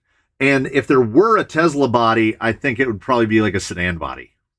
They would just make it small. I've never seen one, so if there's one out there, I don't know what I don't know what there is. Yeah, they call them kid-safe toys now. Yeah, Playmobil might be a source for a neat body. Oh, Mr. Adrianson is heading off to bed. The Europeans are going to bed. I watched the numbers up in the top corner going slowly down as it is like midnight, 1 o'clock.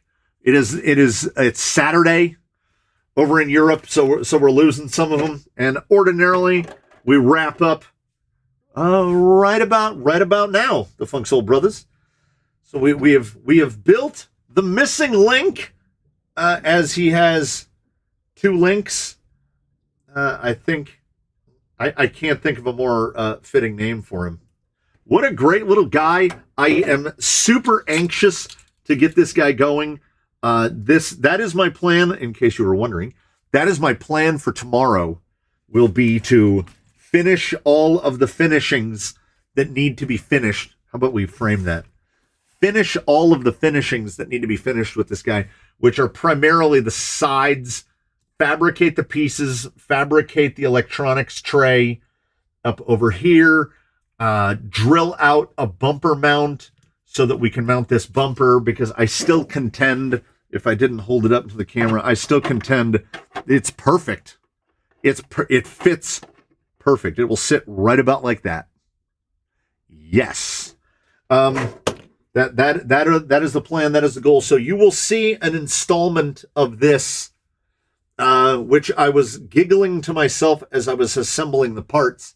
It came from the workbench / parts bin / live stream build of the missing link. And we will figure out what is working and what is not working when we drive it. And we are going to try all of the things. I have, as I said, I have down in the drawer, I've got an 1800. We could go to an 1800 instead of the 1200. We can gear up the 1200. I've got a couple 1850 outrunners. I've got a 2250 outrunner. I've got a Rhino down there to run it up. We can do whatever. So when we see this thing in an outdoor capacity, We're gonna make this thing pre-run. We're gonna king of hammers this thing. We're gonna go as fast as we can, and we're gonna go as slow as we can, and we're gonna see how we can do. I hope to see you all again for that one. I'm gonna go in the house. I am going to make myself a coffee drink because I have spoken about things and no things. Yeah. It's already hard to find challenging terrain for trucks like the VRD. I wouldn't have to search for areas for those robots. Here's what I tell people. You don't have to go so far as to make yourself canyon gates. You go and get the cheapest tennis balls you can. Find the cheapest tennis balls you can. Take a steak knife or an electric knife, cut those tennis balls in half and make gates. And if there's a spot that's easy, put those 2 tennis balls down about this far apart. About 15 inches. As you get better at it, you can move them closer together if you'd like. You put 2 tennis balls down, and all of a sudden that ascent that was super easy, all of a sudden you're like, oh no. Because when you have to pass through it in a very specific way, suddenly, many times, it becomes very difficult. As Mr. Rizzo says, having capable crawlers is often the least fun. I call it the crawler's paradox, which is probably not something that I coined myself, but that's just what I call it, which is as the rig gets more capable, then things get easier. So you're power creeping. You're trying to find something more difficult and more difficult and more difficult. And so the more capable the rig is, the less fun it kind of becomes. This is why people love live streams. I mean, people love leaf springs because leafs are limiting in their nature. So you have to drive that vehicle. You have to find the line that vehicle will take. And what I'm kind of hoping for is that this is somewhere in that, like, not quite leafs, but still like challenging. Like, clearly this guy will not be capable of, like, he's not going head to head with Lolo. That's not, he's not going to be able to do the things that this does. But as someone hollered in the chat there, he might kill it at Mavericks. He might be the absolute man. So we're going to find out. Motor on axle for life. That's, I don't want to go there because apparently it ruins it. So we're going to see where we end up. I think this went along. I think this went well. I hope that you all agree. Yeah, 1,000 feet now for Top Fuel.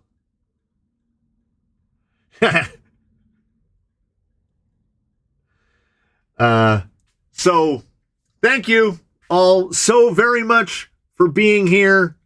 I look forward to seeing you in the other. And for those few, Mr. Adrianson mentioned it. We're going to talk about, I don't know what else we're going to do because I'm not going to base it off of an amount of painting that I can't forecast that I'll get done between now and next Friday. Next Friday is the 15th of March, the Ides of March, the day they killed Caesar. So we're going to talk about some Red Cat. We're going to talk about some Red Cat next week because I've got some Red Cat to talk about. We're going to talk about the El Gato Rojo. We're going to talk about that next week, and we're going to see how that goes. This guy should be pretty much done by then. Well, not done. Done, but not completed. You know what I mean. So we'll have plenty to talk about when we get there. I will see you again very soon. Thank you all so much for hanging out with me here on a Friday, my favorite day of the week, not just because it's a Friday, but because I get to hang out with all of you. And I will see you all again real soon. I got plenty of stuff coming up. And we'll call it to a close at that. Farewell, everybody. I will see you in the comments and elsewhere.